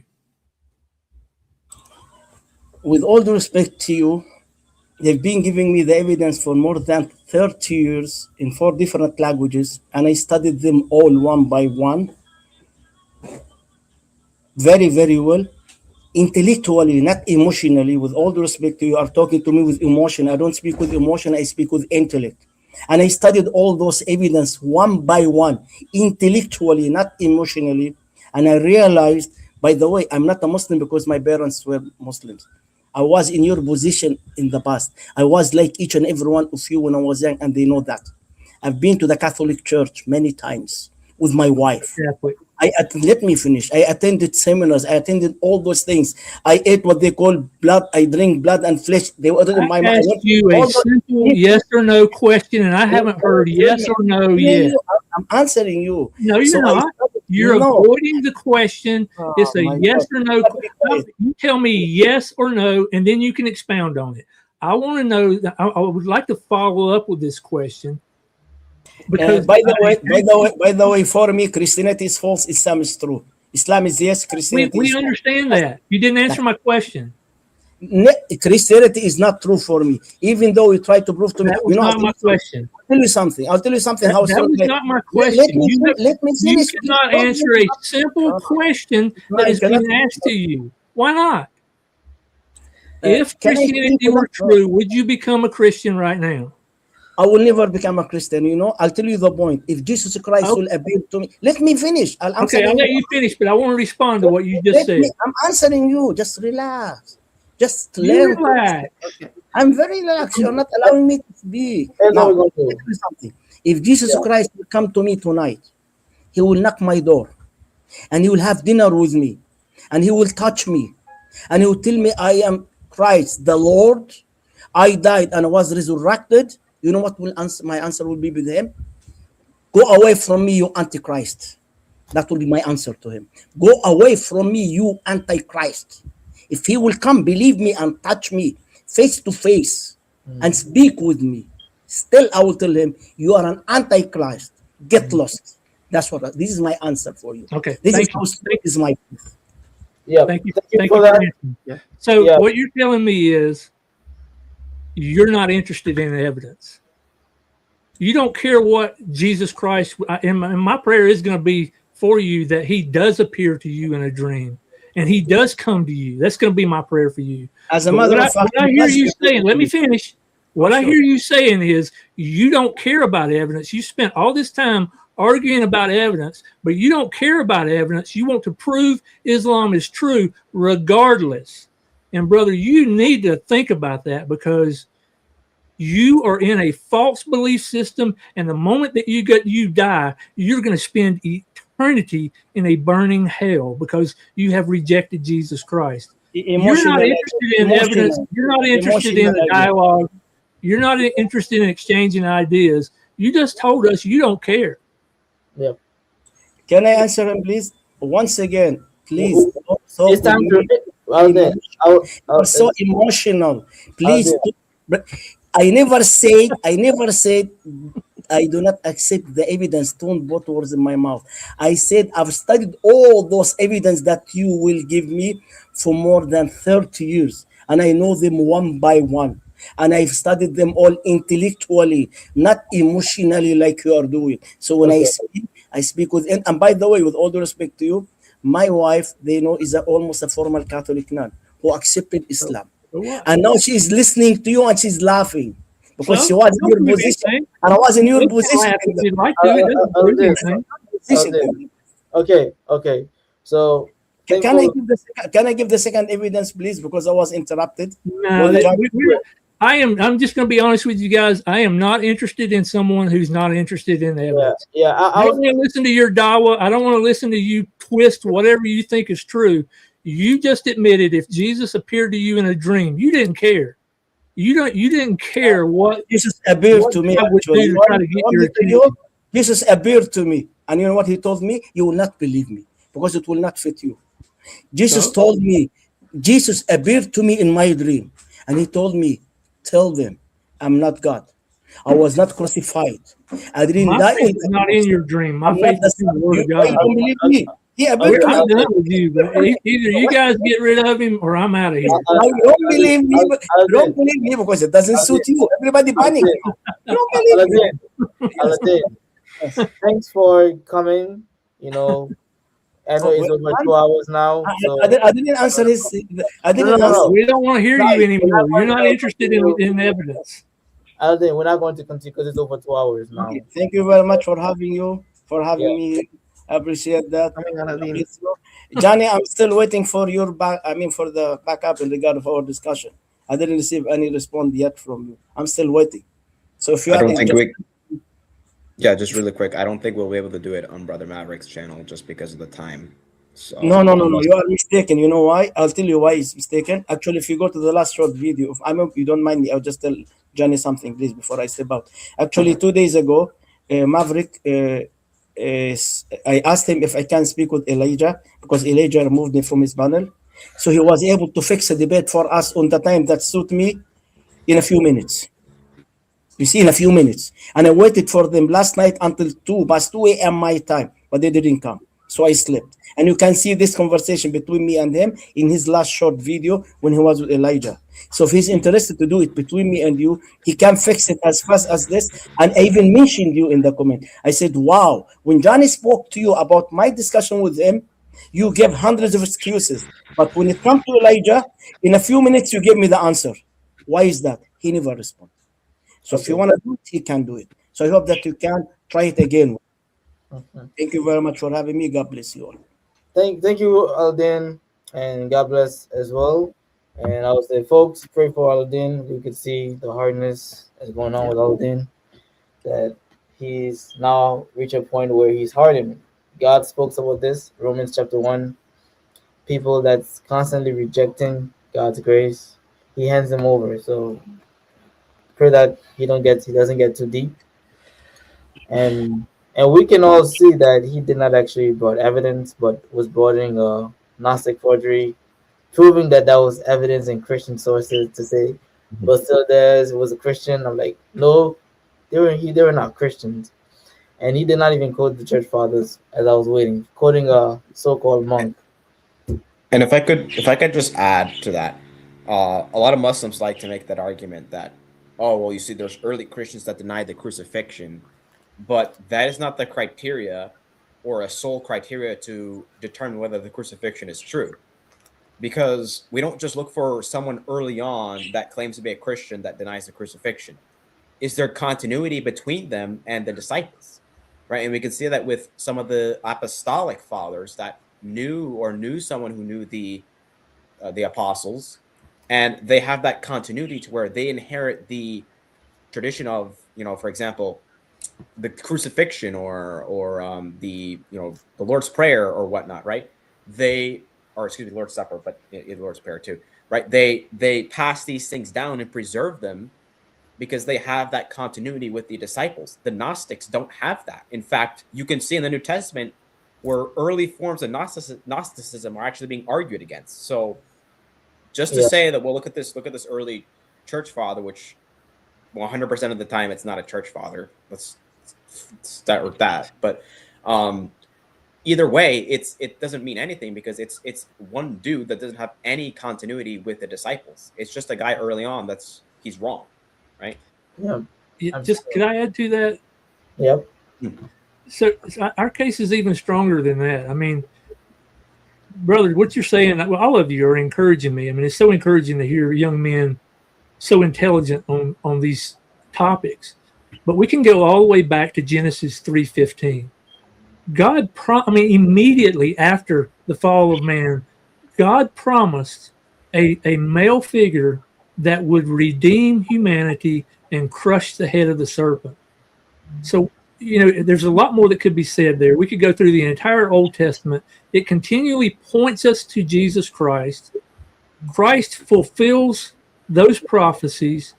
The early church fathers and apostles, of course, confirmed them. Historical writers confirmed them. It's Islam that agrees with all of this history, all the way back to Genesis, and tries to change the narrative. The death, burial, and resurrection of Jesus Christ are on solid historical grounds. We have no reason whatsoever to believe that a prophet comes along 600 plus years later, a different book, and changes the narrative. There's just absolutely no reason to believe it. Absolutely. And every historians that are not Christians confirm the death, resurrection, which contradict Islam. So that's a wonderful session, even though it's over 2 hours.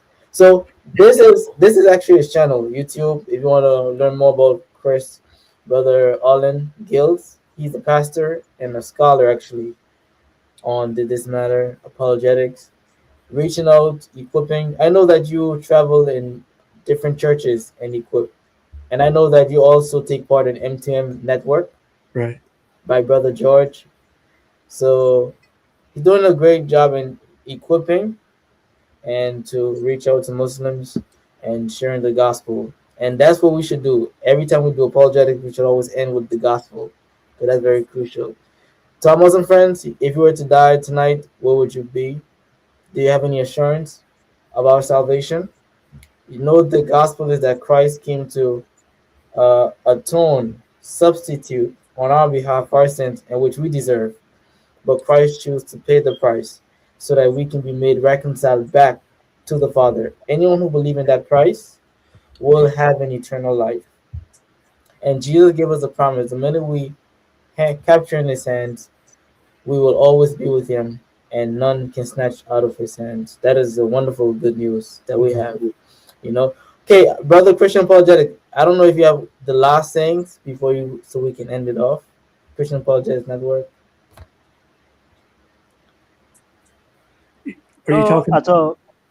Just want to say, brother Olin, this is my first time meeting you, and I so much enjoy your session, and we hope to see you in our subsequent um, live streams. We'll get to you through brother e.t.c apologetics whenever we want to on our live stream. God bless you, sir. Thank you very much. God bless you. Yes, and also for the slides, you can also send it to me, and I'll send it to the group, and they will post it as well during the week, so they can go back to it, which is wonderful. All right, folks. Thanks for joining us again in this live. So we're still in the series of preservation of the Quran. We're gonna test it through evidence, because Muslims love to claim that the Quran was perfectly preserved, letter by letter, word for word, dot for dot. So we're gonna test the claim whether or not it is true. So we're still in this series. So thank you for joining us. To my friend, E Team Apologetics, Christian Apologetic Network, Ready to Reason, Johnny Apologetics, and Brother Olin Gills, we're going to say see you next time and God bless. God bless, guys.